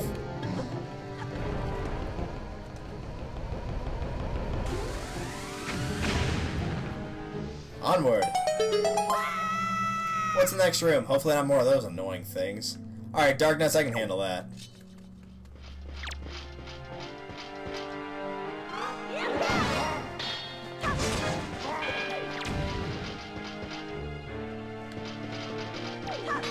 Your little homeboy over here is not gonna leave me alone, is he?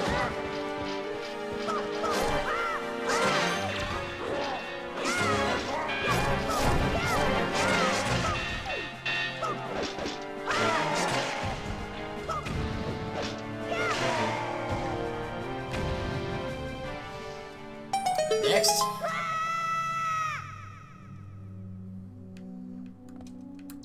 Ah, here we are, floor 30.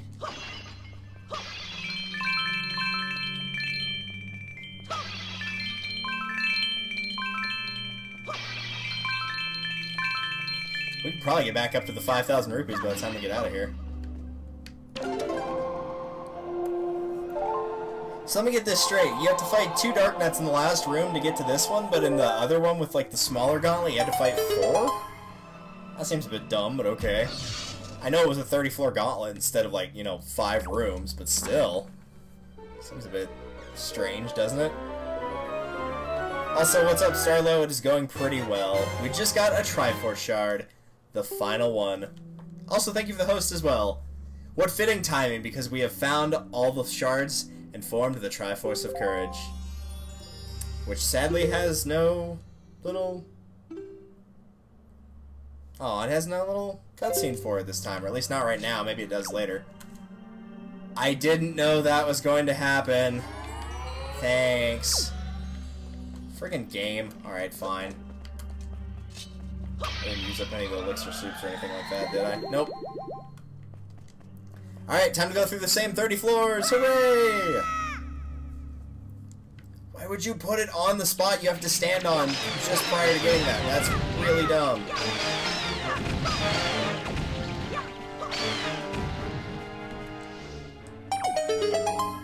Well, maybe I can do it better now. Mini blends! Ah, you missed this time. Oh, there he is. That was funny. Just like, Just that one guy just doing the walk of shame, like, sorry I'm late, guys.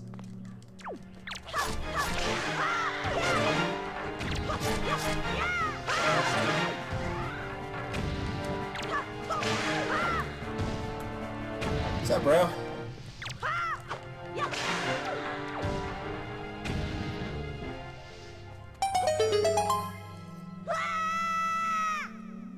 Or is this the pea hats? No, it's the chews.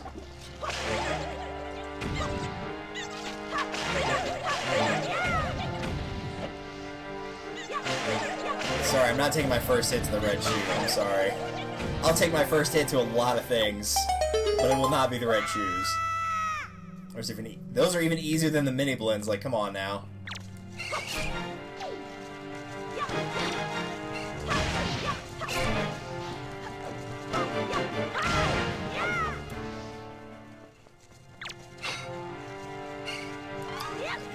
Let's do it this way. Hello.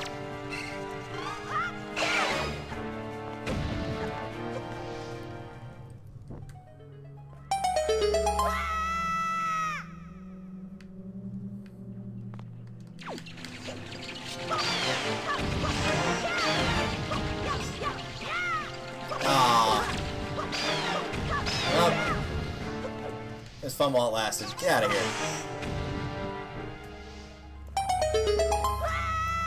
Still took damage. Took way longer that time than it did the first one.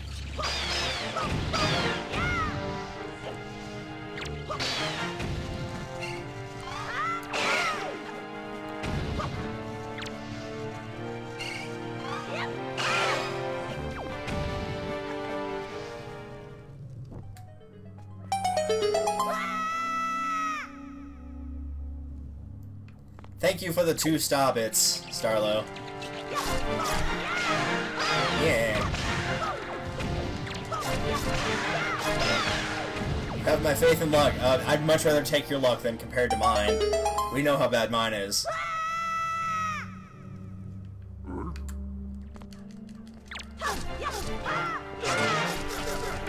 gonna get comboed, dude. You're trying to punch me.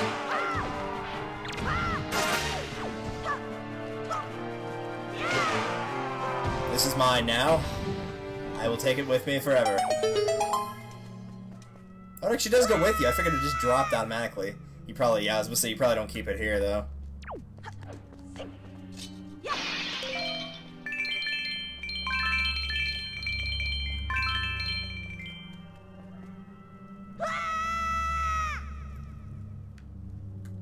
Alright, the pea hats. Well, turn around and get him. It's hard to lock onto these guys. I know they're airborne, but they're not that fast. There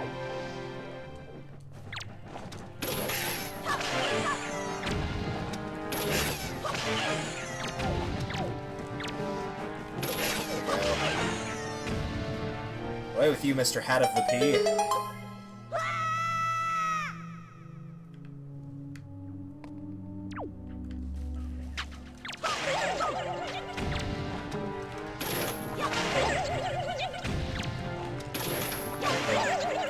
One more that popped up in here. There he is.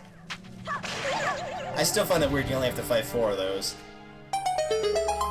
But again, I'm almost certain, I think it's floor 41, just has like a ton of those. It has like reds, greens, and yellows.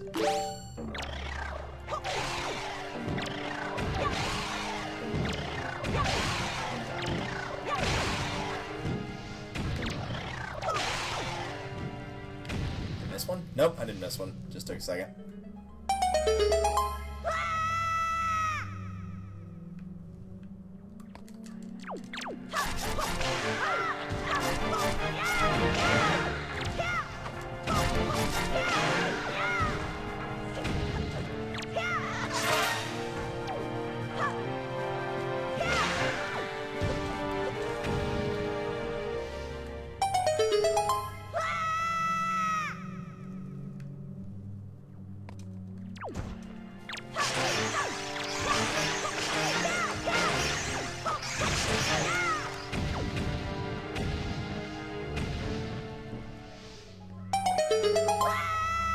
That's where we need some like Dragon Force playing in the background, but I don't want to get the VOD muted for anybody that wants to watch this later on YouTube.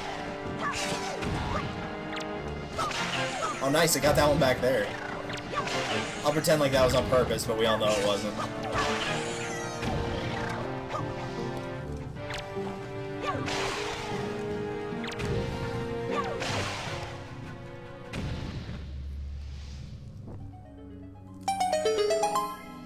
Yeah, that's actually a good point. The Deku Baba design in this game is really good. Like, really, a lot of the art design in this game is really good.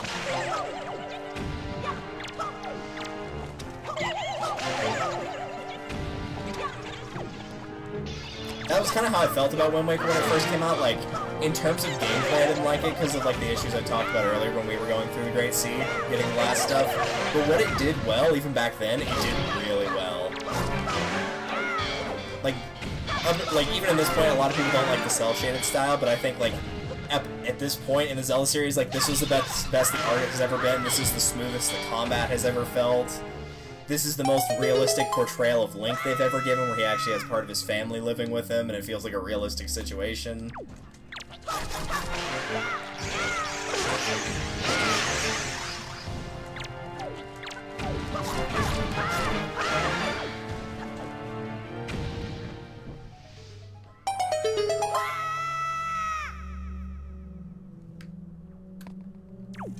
Oh right, I did this last time.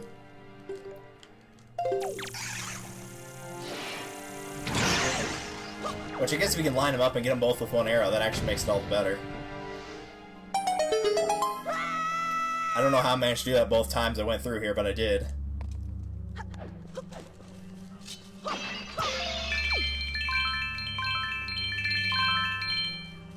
Oh, so they can give you supplies at least. That's good. Yeah, you can use the grapple hook to steal items from everybody. There's just no need for me to at this point in the game. This is literally the last thing that I have to do in the game, is get this last item. Which is the Hero's Charm.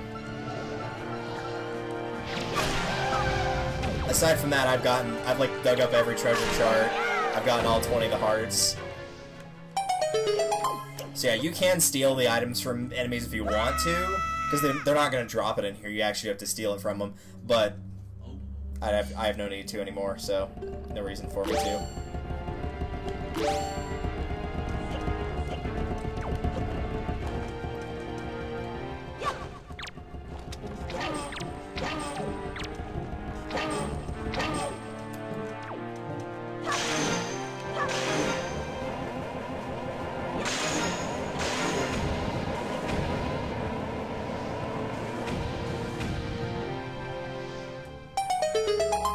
The grappling hook item, forgot its name. It's just called the grappling hook, I'm pretty sure.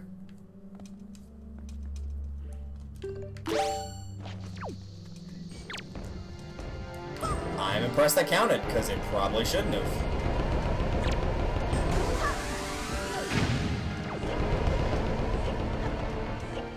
Aw, come on.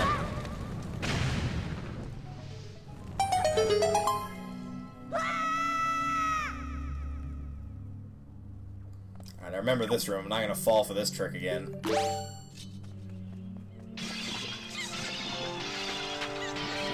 all down to the pots, I guess.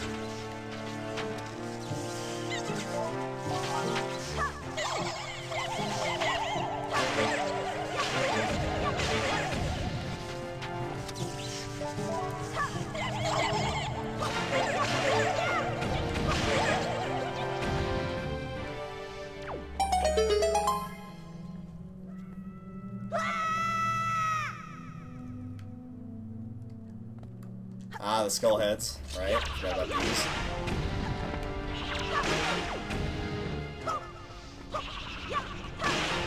Away with you. Yeah, the only reason I bumped into the fire is because, like, I think it's, I'm not 100% sure. I think it's just, like, some enemies take, for lack of a better term, longer to die than others, like, in their animation, so that's why sometimes it takes, like, a really long time. You'll see that when we do the room with the redeads, because they take a really long time to actually drop out of the world. Also, you probably have seen a yellow chew before, Starlo, if you played. They first appear, I think, in the Tower of the Gods, the dungeon where you get the bow. So if you played through before, you probably have seen them, you just likely don't remember. Because really the only thing that they're known for is that they electrocute you when you attack them. Because they can drop either green or red chew, so they don't drop a special kind of chew jelly like the blue ones do.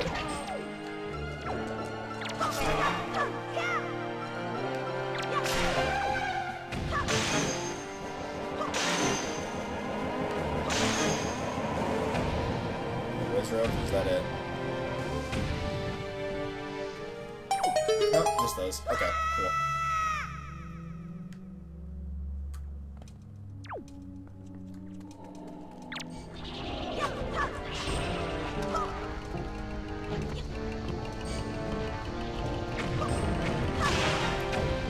Get these skull heads out of here.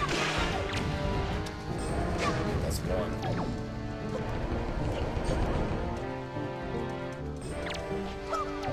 And that's two.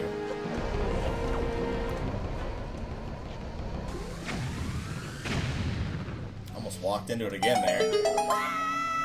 And this, I think, is the two dark nuts in here. Yeah, this should be the 30th floor here.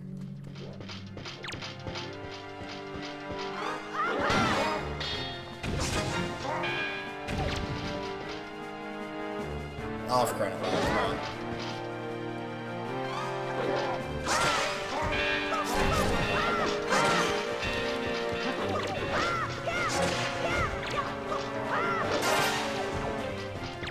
One guy runs for a sword, the other one actually still, like, tries to put up a fight. It's weird the gold one died a lot faster than the silver one did. But I like the color of silver more than the color of gold, so I guess that works. Alright, now that I know that you put the portal here for some reason...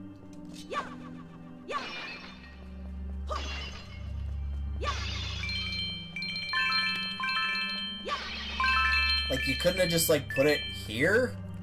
Like, that wouldn't have made sense and not screwed somebody over accidentally? Oh, whatever.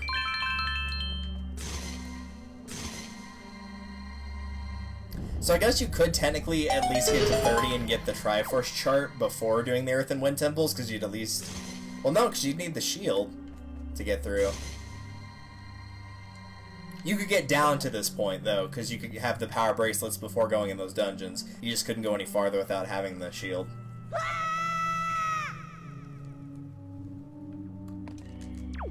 I don't know why I ran forward to him like that. That was really dumb.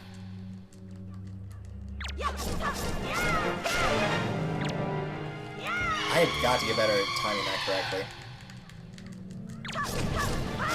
Also, I think in this one you can,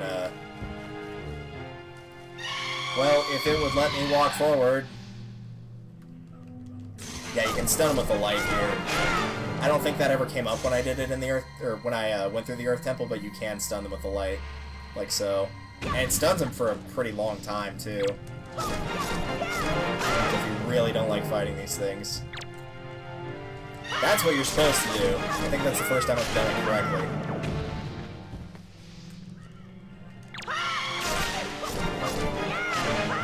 Also, if you especially are terrified of them, don't use your hook shot on them, because it will grapple you right towards them and they will just start eating you.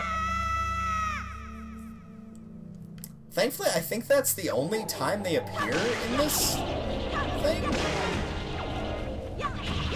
Okay, so you can get the smoke ones, these blue ones, like, while they're waking up. You can attack them with the sword, but after they have woken up, you can't get them anymore.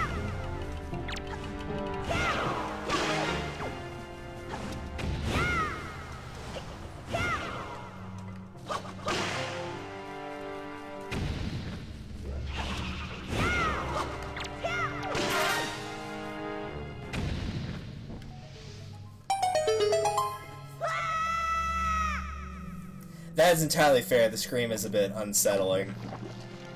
I'll still argue to my dying days that the Floor Masters are more terrifying, but that's more of a personal preference than anything. Or lack of a personal preference, really. Since most people would prefer not to deal with them at all.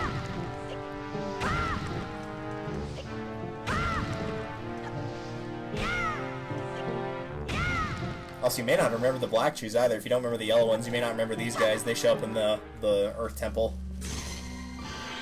Maybe the Wind Temple? I don't remember if they show up in the Wind Temple, but they definitely do in the Earth Temple. Because the only way to get rid of them is by turning them to stone with a light and then smashing them with a hammer. You can't attack them or even stun them normally. So there's actually 6 types. You have the... No, there's only 5. Because you've got red and green, yellow, black, and blue. So you got all the Power Rangers. Except for pink. But it's probably fine. It's just the pink Power Ranger.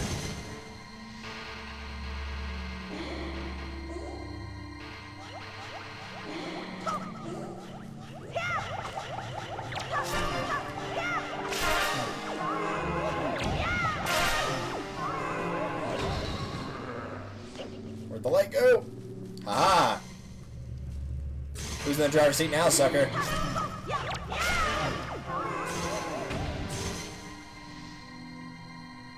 I see him right there. There we go.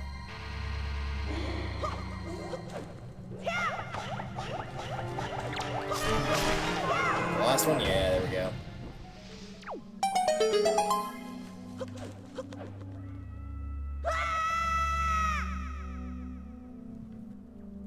More Mothulas!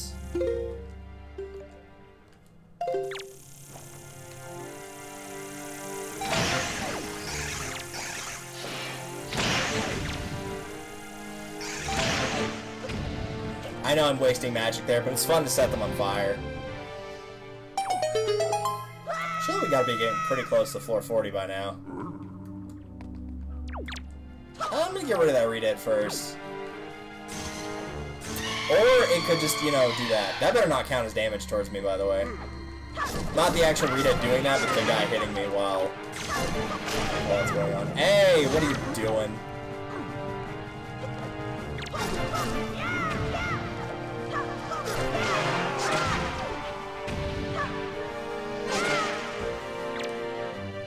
Get out of here.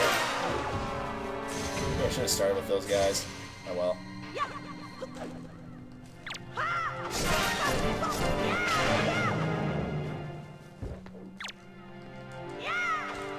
He didn't do anything there, he just let me kill him. Alright.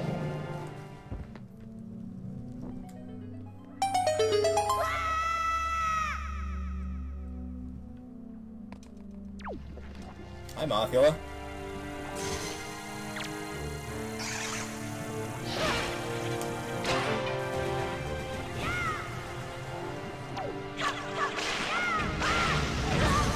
Alright, can I, no? I can't target that? Okay, that's nice. I'm glad I can't target it anymore.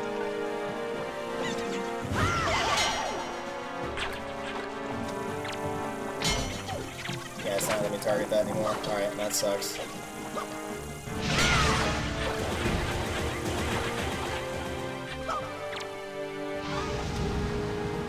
There we go.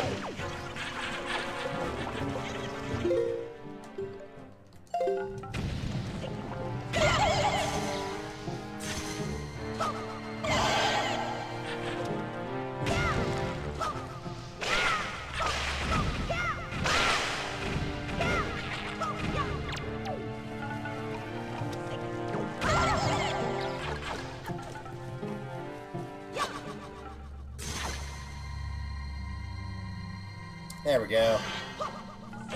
I'm not sure if you have to kill these little tiny things. No, you don't. Okay, cool. Because they're really annoying, and they're kind of hard to get sometimes. When there's one by itself, it seems to be able to latch onto you even if you're swinging directly at it.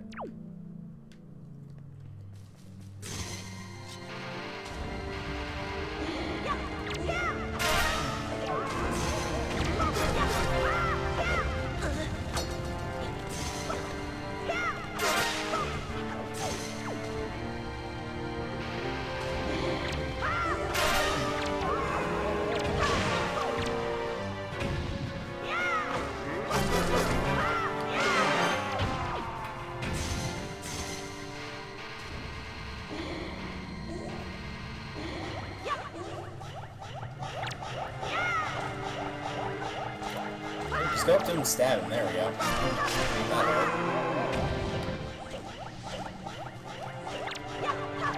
No, I don't really want that, thanks.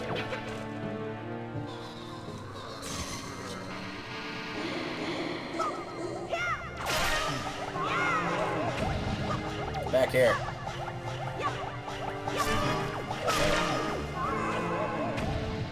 A lot more annoying than they are in the boss fight where you can just great spin and knock him out in 3 rounds with no problem. That's not what I was aiming for, but unfortunately that's what the game thought I was aiming for.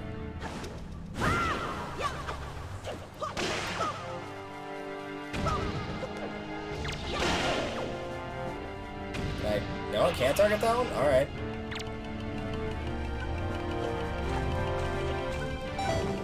That's not what I'm trying to do, and I know what the game's trying to get me to do, but I'm not going to fall for it. Fine. Get out of that camera.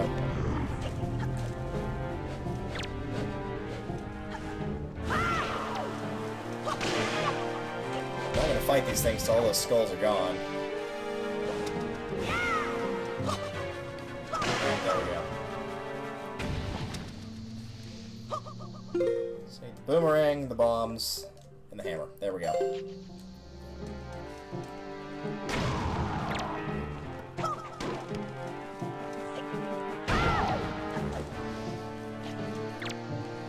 That's pretty close. That'll work.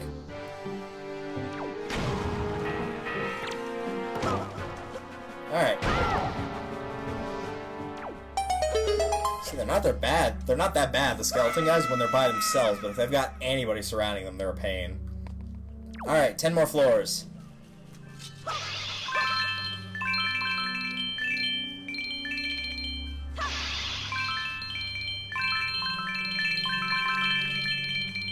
We're rich. Yeah, bombs will take them out like that. They're kind of part of like the Stalfos/Armo series, and so they're really weak to bombs. And then if you boomerang their heads, they'll stop bouncing around, and then you just smash them with a hammer and they'll die. That's usually the best way to knock them out. Okay, so floor 41 was not the thing of choose. It was mini blends. I'm pretty sure one of these floors. This is probably it, actually. Yep, there they are. I knew they were going to be in here.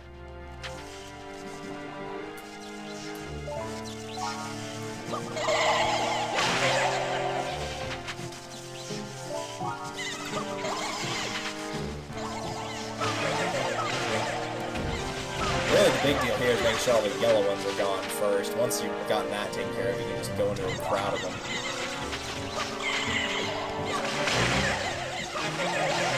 If you happen to stun a couple green ones along the way and knock them out too, well then, no big deal.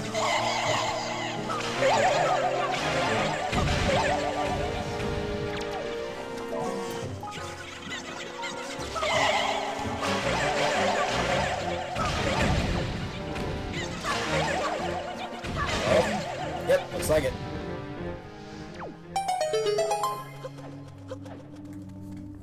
Yeah, there's a lot of like weird strategies you wouldn't think work very well in this game that do. Like, a lot of enemies are really weak to the combination of using an ice arrow and then a skull hammer on them. Speaking of the arrows, I'm pretty sure I'm going to need them here in a second. Because I think this is going to activate Wiz Robes. Yep.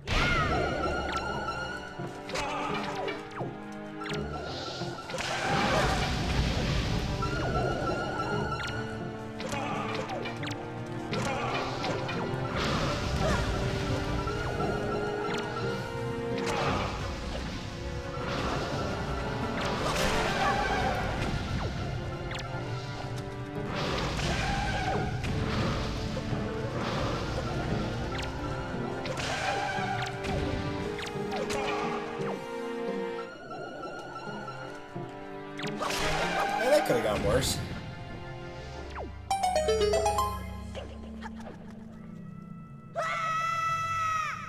Why not explode? Really, because the boomerang works just fine there. And with the bombs, you have a chance of actually damaging yourself, particularly if one jumps towards you and like lands on the bomb while you're trying to get away from it. But with the boomerang, that's not. You can't possibly damage yourself with the boomerang as far as I know. Oh, this is a firefighter right here. I like this.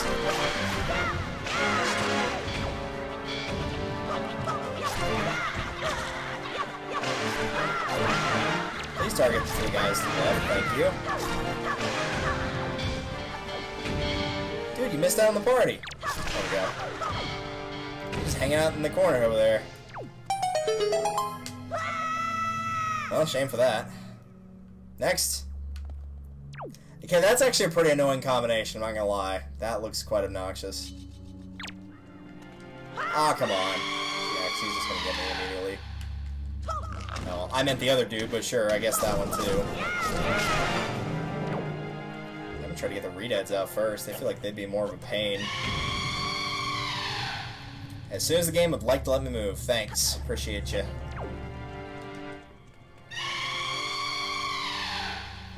Those guys are far enough away where I can get this guy at least. Even if there's only one, I could just move to another section of the room. They're not nearby.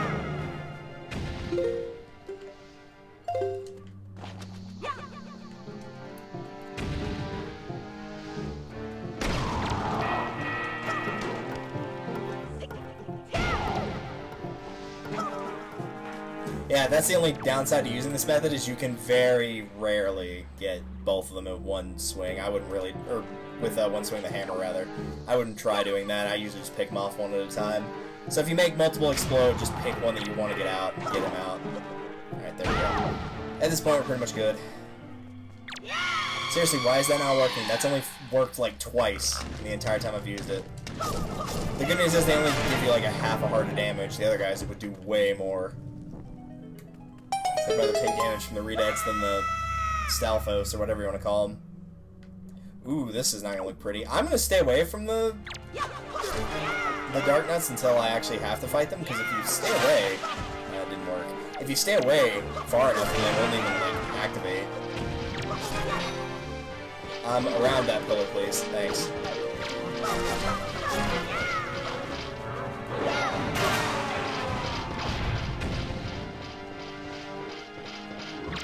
Did he get homesick and lose all motivation in battle? What was going on with that guy? Alright, he's dead. Oops, didn't mean to do that.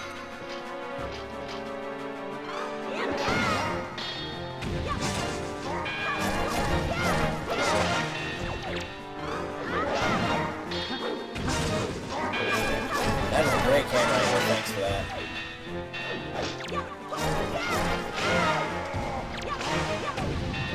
Alright, we're done there. I think we're getting to like the last 2-3 floors here. If they're gonna start throwing Dark Nuts in like every single level, then I know we're getting close to the end. 2 and Wizrobes. I have a feeling we're gonna see like 4 at the end, or 5 maybe even.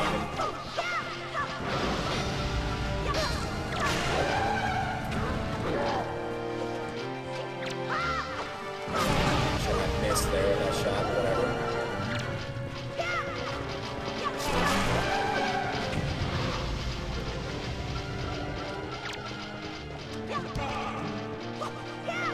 I'm impressed that actually connected. I'm glad it did, but I'm impressed that it did.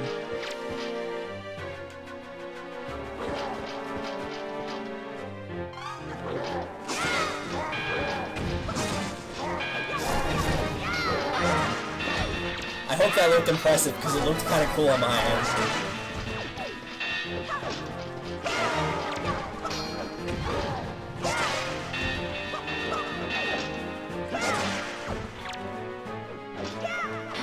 Wait, I took damage from that? What? Alright, whatever. I think this is the last floor? It's like 5 Dark Nuts, I think. No, this isn't the last floor. I know the last floor is Dark Nuts, like I'm completely sure of that.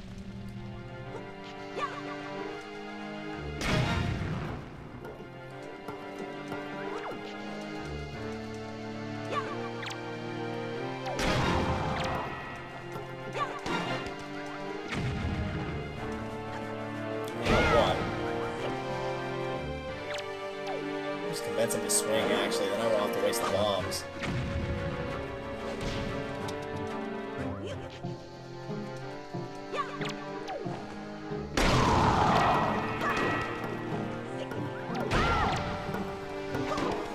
I actually did get him 2 in 1 round. Nice. Didn't even actually make any of the bombs explode either during that round. More surprised by that than the Dark Nut fight we just went through. Yeah, this is the last room. I'm completely certain of that. Alright, we still got the fairy, so... Oh, that was just a statue. I was like, oh great, they put Wizrobes in here. I don't remember those. Excuse me, you were not the one I was fighting.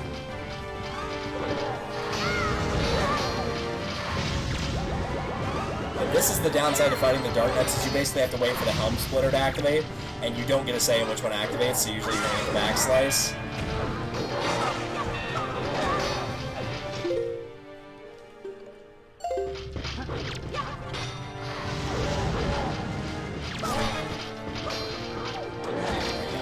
I don't trust the game to not just suddenly smash me for 4 hearts and knock me out on the last floor.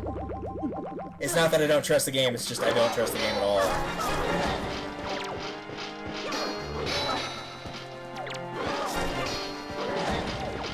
Please target the one I'm trying to get. Thanks.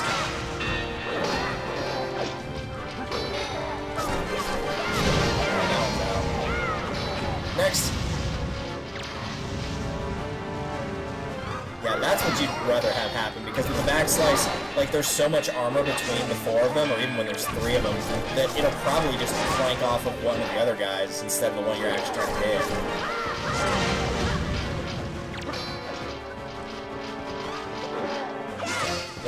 The only reason it worked there is just because he was kind of separated from the group.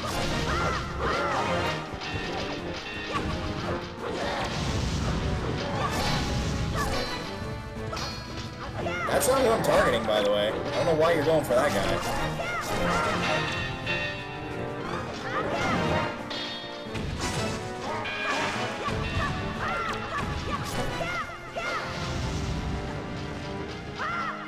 Ah, really? Yep, that's what I thought. I tried to jump out of the way and it didn't do anything. So now I get to do all 50 floors again! So basically, instead of doing a 50 floor dungeon, I'm doing a 160 floor dungeon. Awesome. Thanks.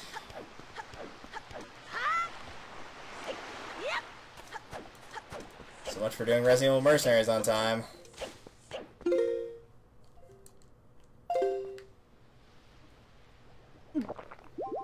All this for an item I'm not going to use, mind you, because the Hero's Charm looks really ugly on Link. Like, seriously, it's like Courage the Cowardly Dog levels of creepy.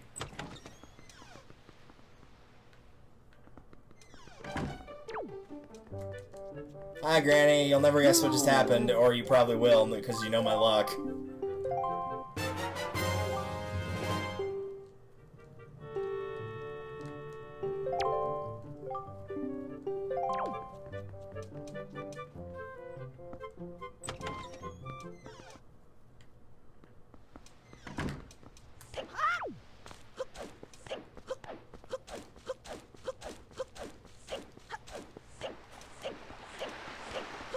See, now I'm curious to see how much health I had when I took that final hit, because I think I had either 5 hearts or 6. And it was probably 6, because I think their attacks normally, like that attack in particular, I think does 3. But since it's hero mode, it gets doubled to 6. So he did exactly enough damage to kill me. And if it does 2.5 and I had 5, then he also did exactly enough damage to kill me. But I think I had 6 hearts.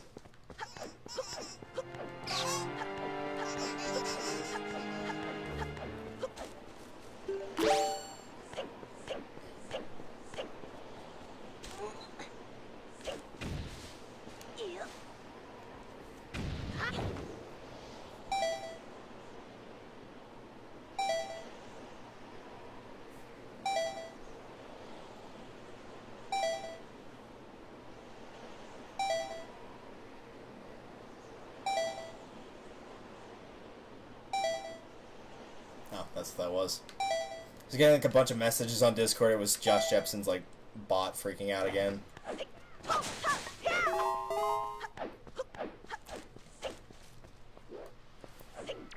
It's all because I didn't backflip into that hole correctly. That's why this all started going downhill.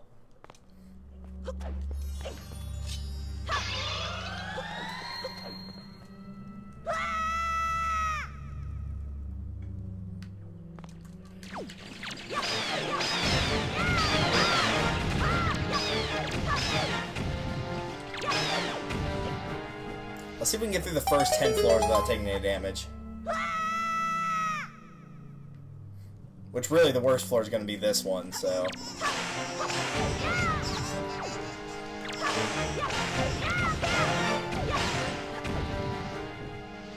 As long as you just roll after you damage those first two, then you're probably okay.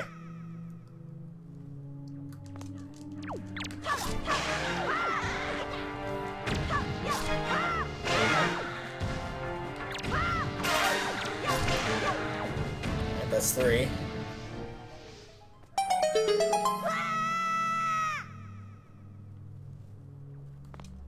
Oh yeah, I'm not gonna take any damage here.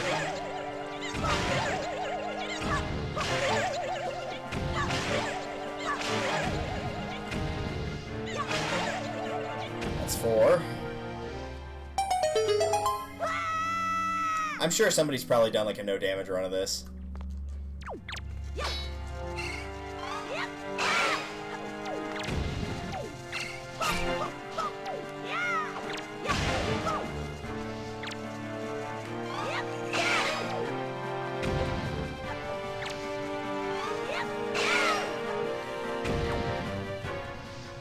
Yeah, me taking damage in the first 10 floors, just walking into the fire, waiting for the thing to go away.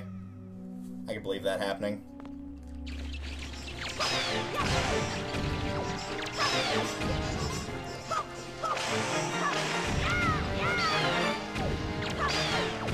Yeah, it really does seem to be the issue for like those really nimble things. It's just as long as you keep moving for like the mini blends and the bats, they really can't get you. Alright, here's the fire bats.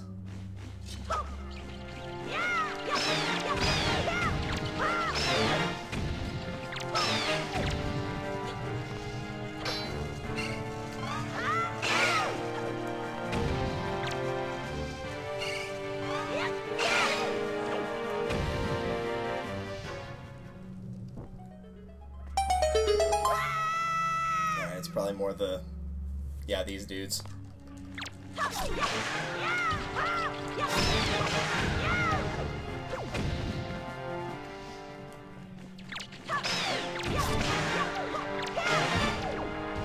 That double damage really does help. Holy cow.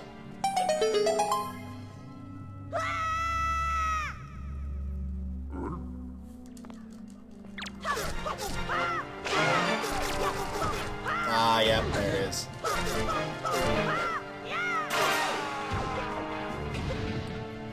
The best part is, you can guess what floor that was. It was number 9. So I actually would have made it through the first 10 floors without taking any damage.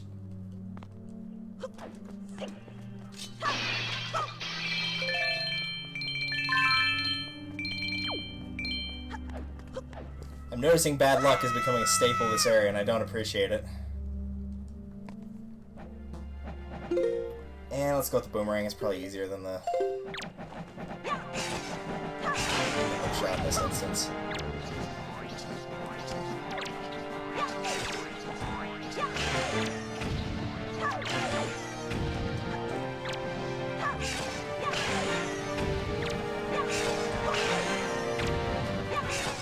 Man, they sound so wimpy when they die. It's like,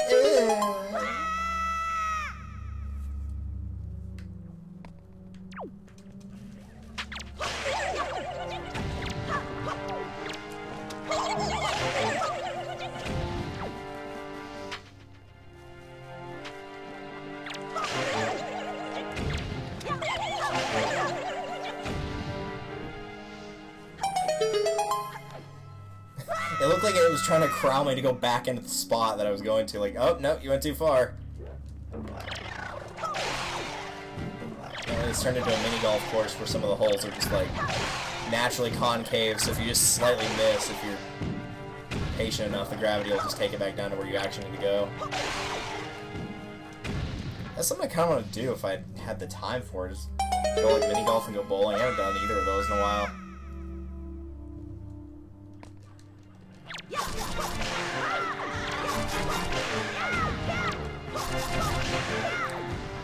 Granted, you typically think of mini golf as more of a kid's game, but I'm decent at golf in terms of accuracy, but I have no power whatsoever. If I'm gonna play, it's gonna have to be a scramble with my dad, because he has really good power but really bad accuracy. So he's better with like the shots of the driver and whatnot, and he's better with like putting, pitching wedge, approaching wedge, sand wedge, some of the lower irons, shots like that.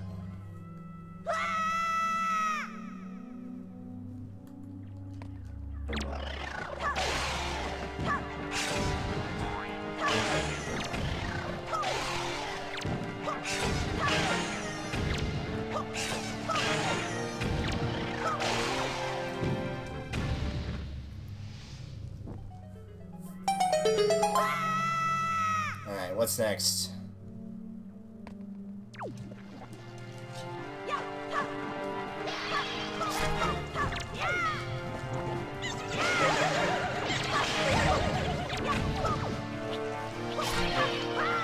Oh, come on, really?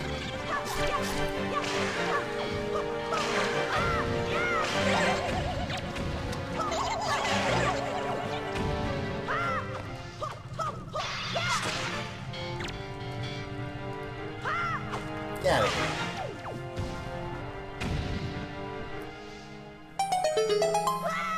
I've lost track of the floor count again, so I'm not sure where we are.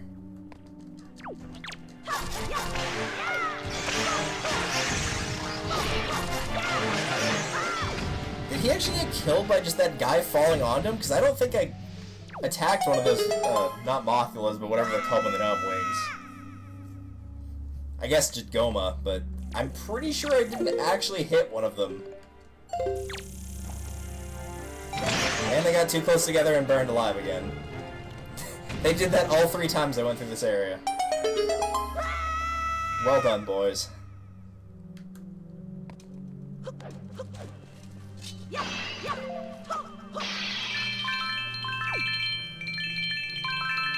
don't know why I'm bothering to pick these up.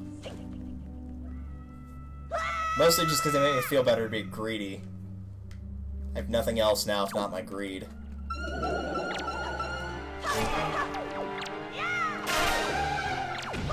Oh, there's the third one. Sorry, dude, didn't see you there.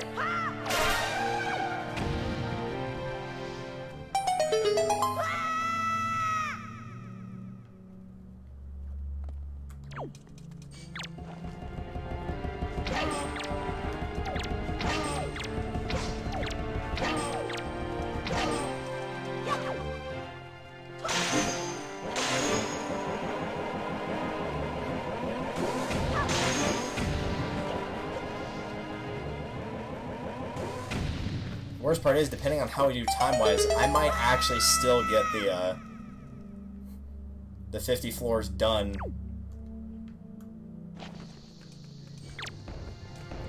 prior to 8:30, because it's 8:19 right now, so I got like 11 minutes.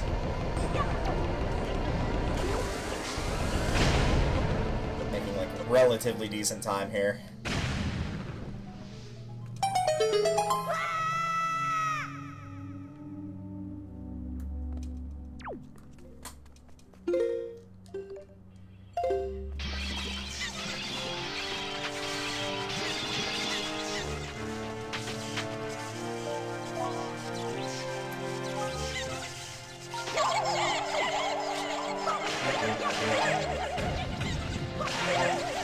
Attack that one.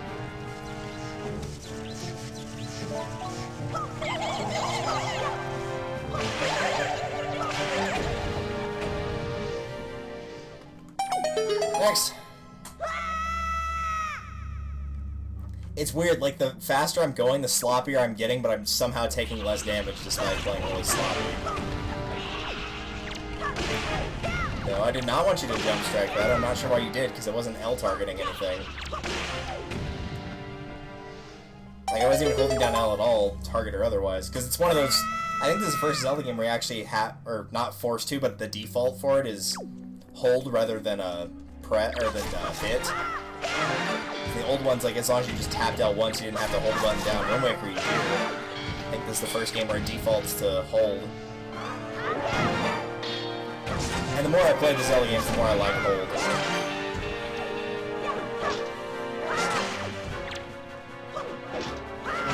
That's that.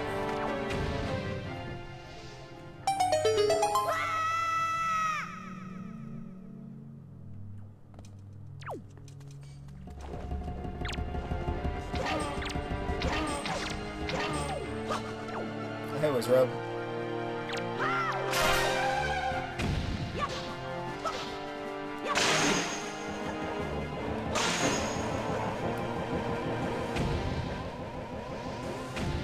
They're a lot less threatening when they're on the ground. You can just go up and whack them with your sword once they die.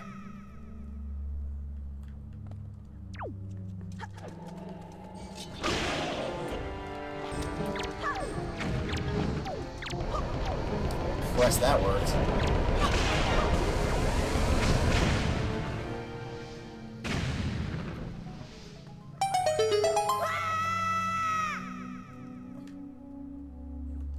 Alright, this is 30.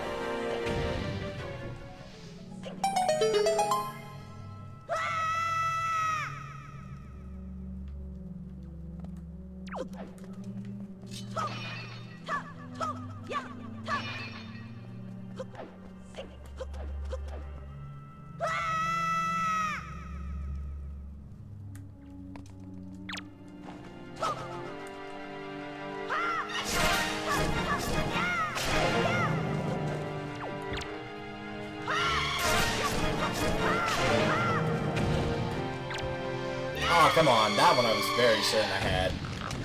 The other two looked like a miss, and the one that looked like I got it, I didn't.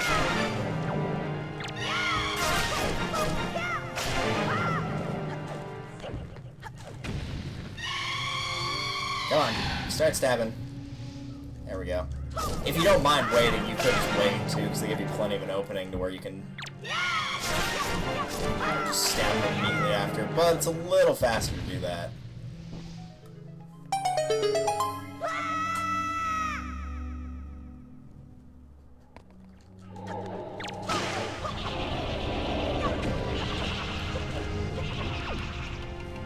About to get hit right here, aren't I? Nope, actually got away from him.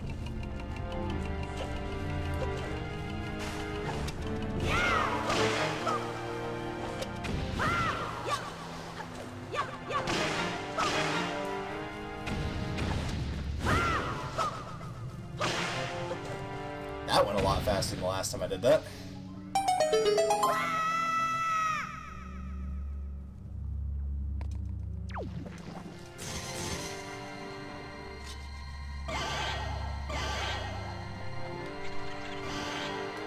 We may not get to floor 50 by the time we get to 8:30 my time, but we should be able to get to 40 at least.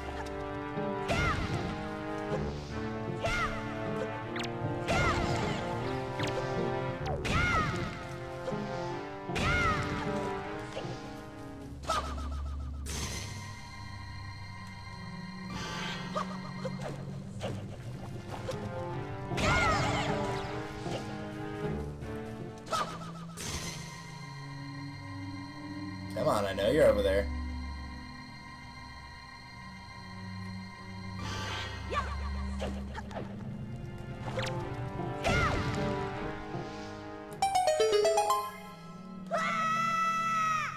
Come to think of it, I guess I could use the magic armor on the dart, and I didn't even think about doing that.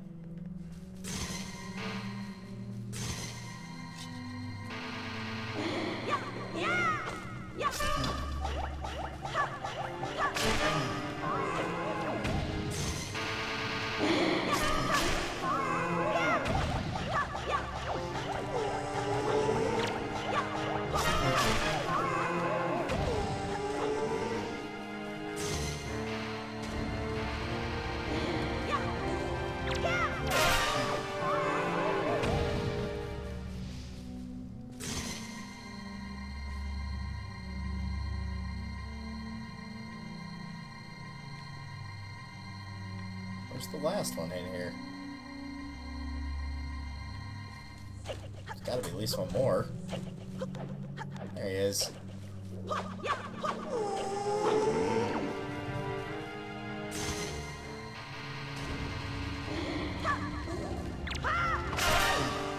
I actually had to get close to that one to make him appear. It didn't seem like he appeared at all the first time I shone the light over there. More Mothulas! Hooray!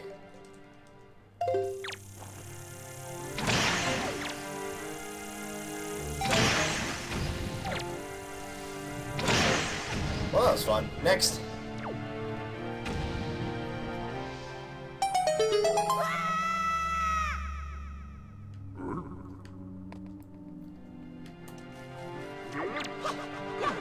Yeah, next time maybe block that with shield. Because now we're about to get hit again. And there's nothing I can do to stop it.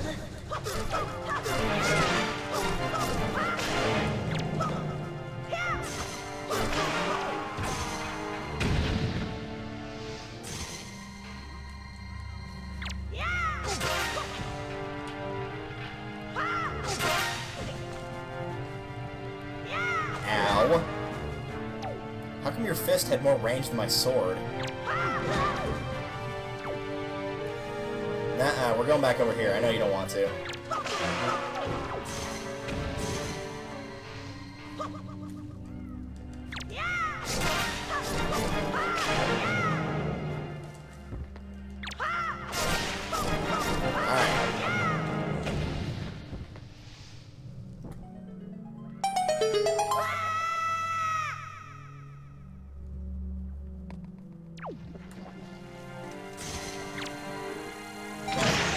Before doing anything else, is because as I've learned, if you wait too long, you can't target it anymore.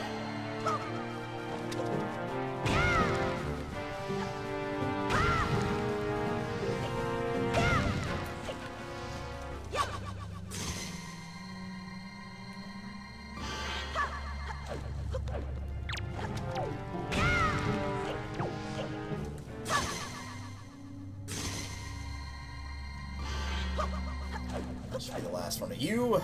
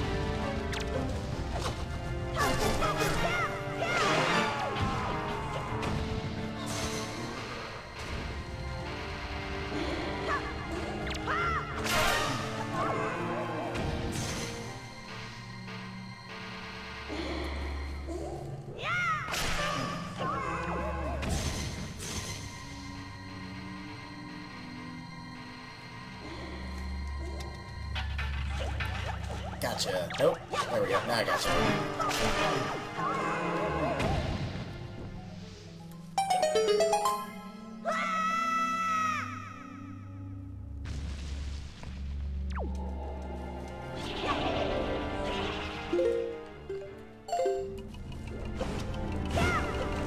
No, I'm not falling for that camera trick again. You just decided to throw the camera behind me randomly. Already got me with that once, not falling for it again.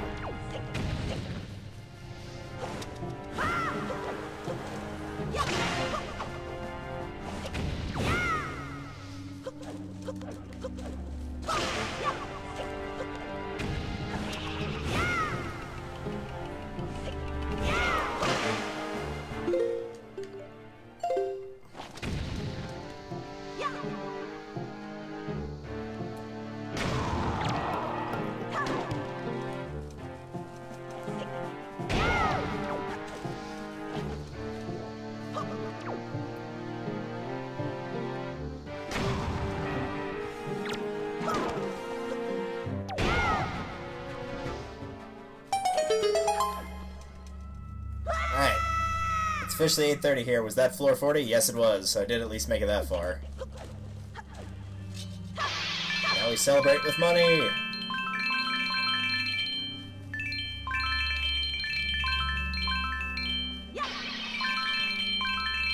Money, none of which matters. Because we all know money don't matter if it feels for you.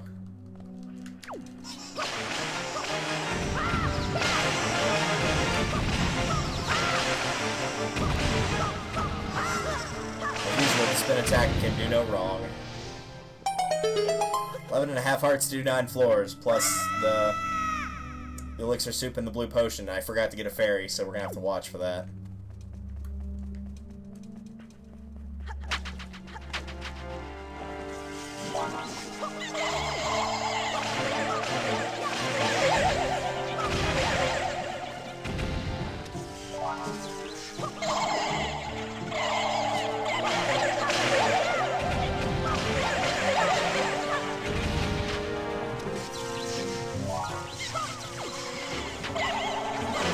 I wasn't going to be able to get away with that one. You go next.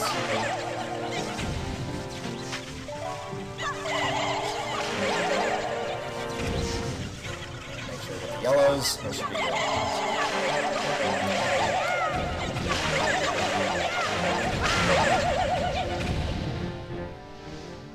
Yellows are such a pain compared to the other two.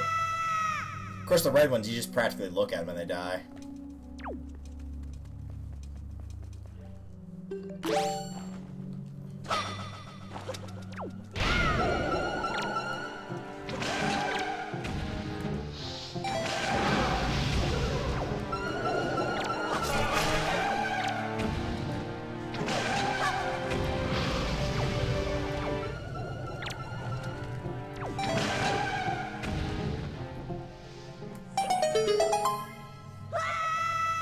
This is 90 or 94, 44, I believe.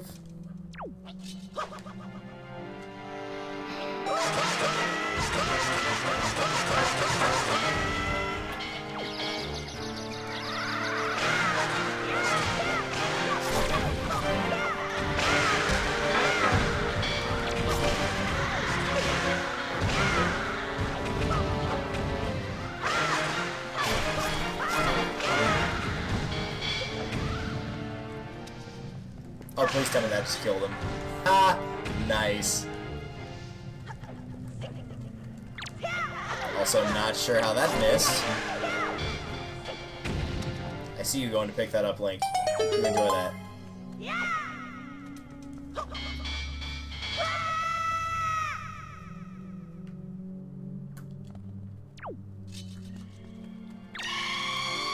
Take your time. I'm gonna stab you anyway.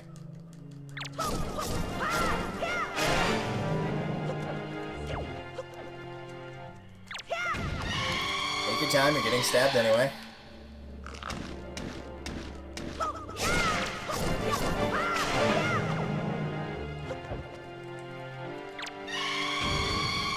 Guess I might be a bit quick on.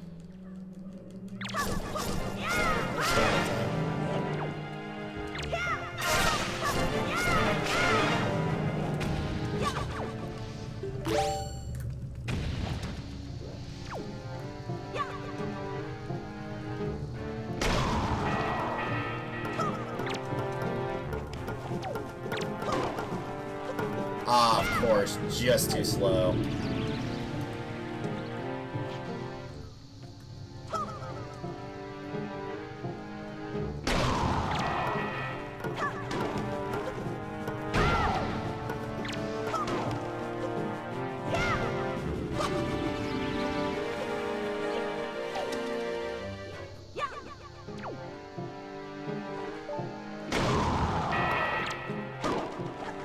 Alright, there's that.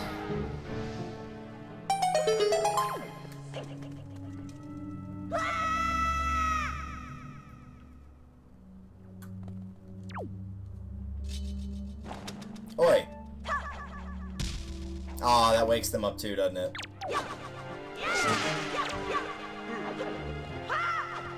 Well, maybe it doesn't.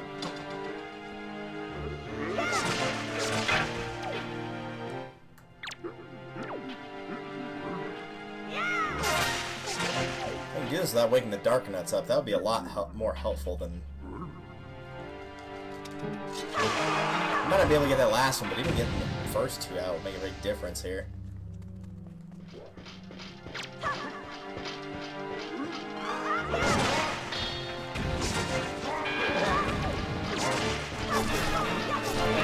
I think also moving when I ask him to roll, that would be very helpful.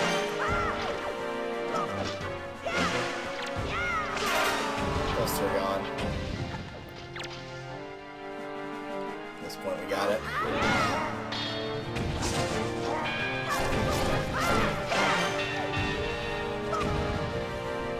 So I don't get how I knock the armor off of one and have to spin attack him twice after he falls down and gets back up, and then the other one I can just do the normal combo on once and then he's dead. I don't get it.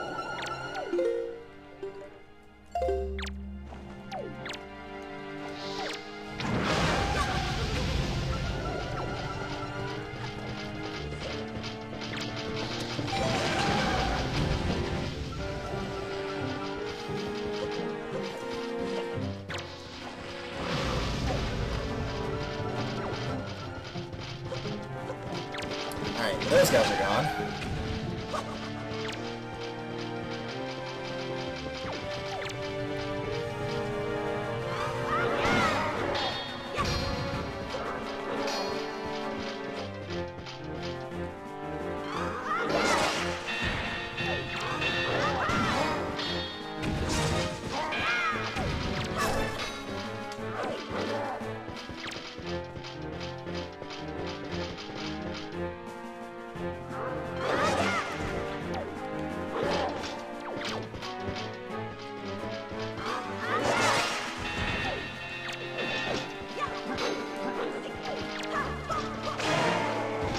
Not sure how I killed that guy with the armor on, but okay.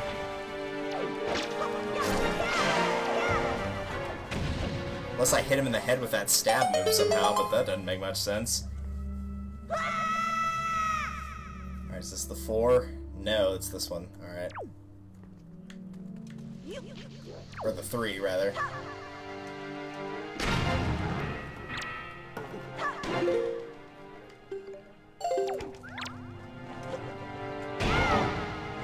That. Pick it up. There you go. That's a good link.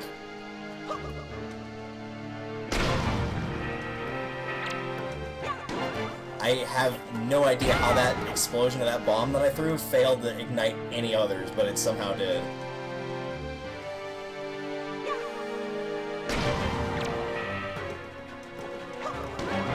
This won't be, though. Still get away from it somehow. Probably shouldn't have been allowed to. Probably should have gotten axed right there, but whatever.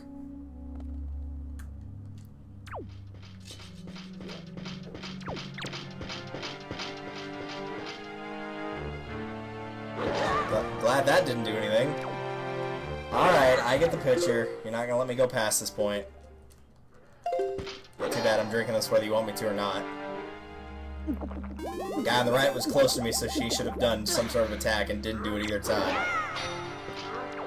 Come on, do something.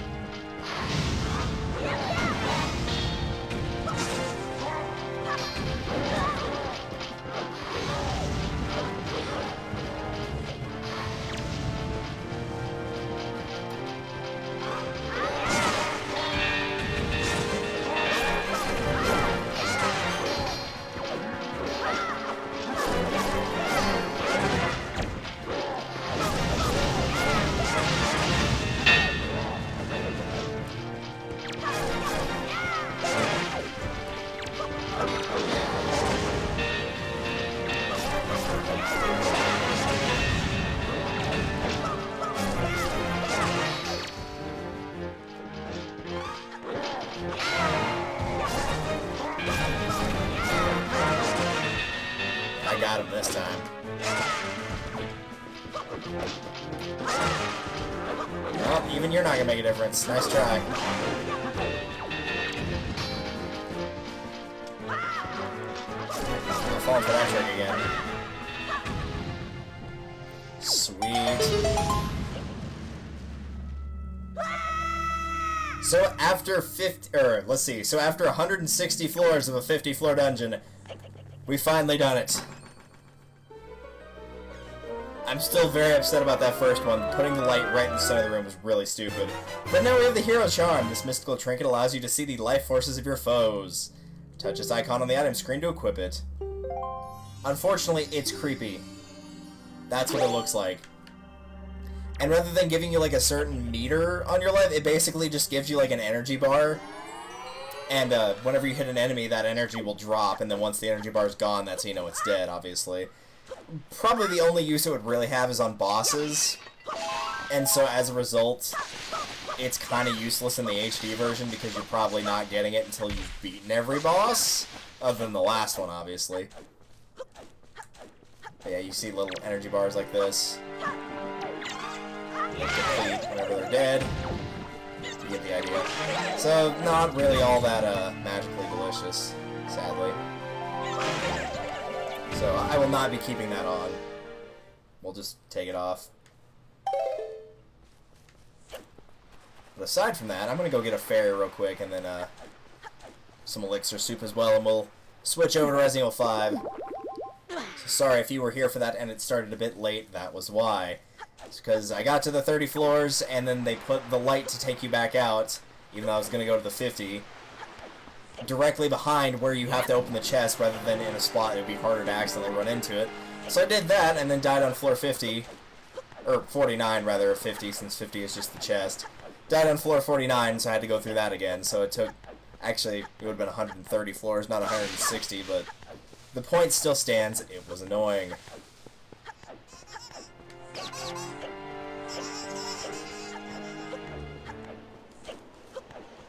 Still, that last one went a lot smoother than the remaining ones did. Probably because I was getting more used to combat, but, you know, who can say.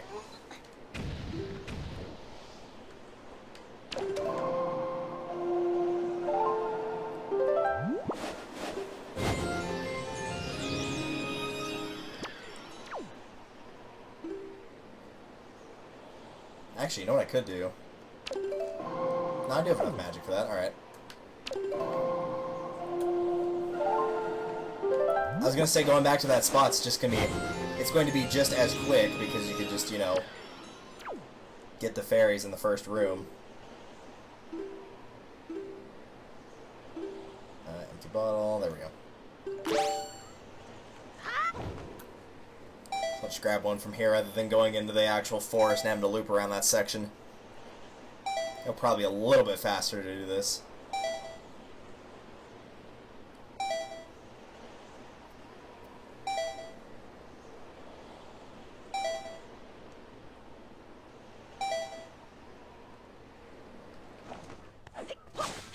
Oh, so it can drop the large ones, it just didn't every other time I went here. Okay. Magic wasn't really an issue, so that's not a big deal, but interesting to know. It's just a random magic, whether it's small or large.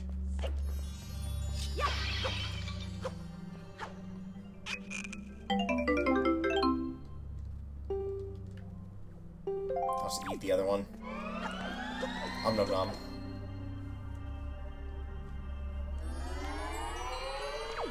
I'm curious really quickly.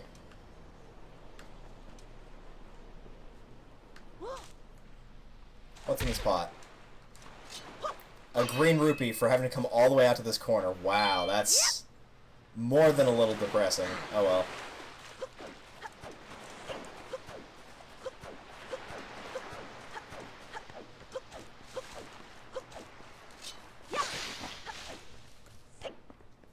So with that, we've collected all the pieces of the Triforce, got the remaining heart container / heart pieces, picked up all the treasure maps and fished them all up. At this point, really all we have to do is just go and fight Ganon. Because let's be real, like, if Ganondorf's in the story, you're gonna have to fight him. Let's not beat around the bush here. So that being said,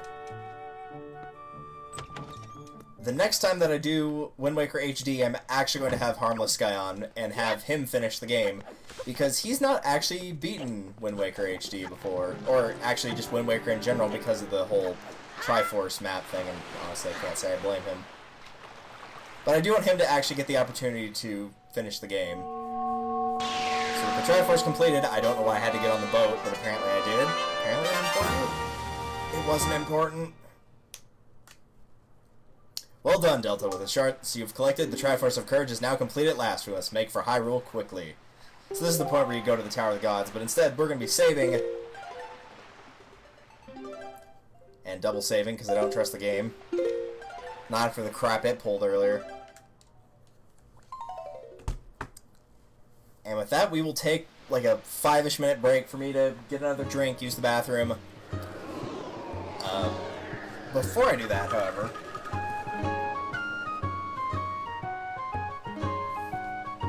I'm going to quickly go ahead and switch over to the proper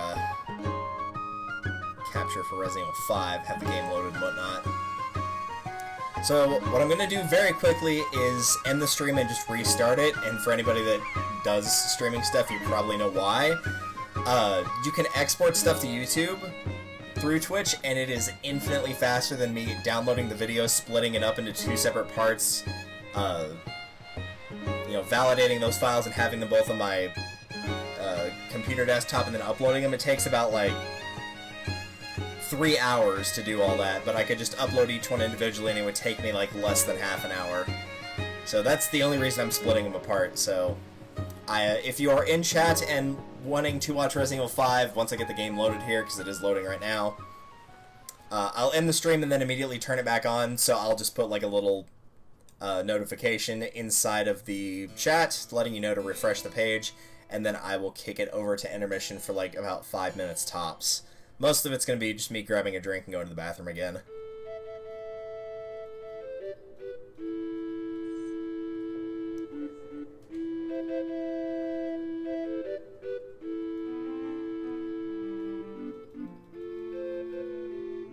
There we go. Alright, with that taken care of, I will see you guys for Mercenary Mode in Resident Evil 5 in a couple seconds, so I will be right back.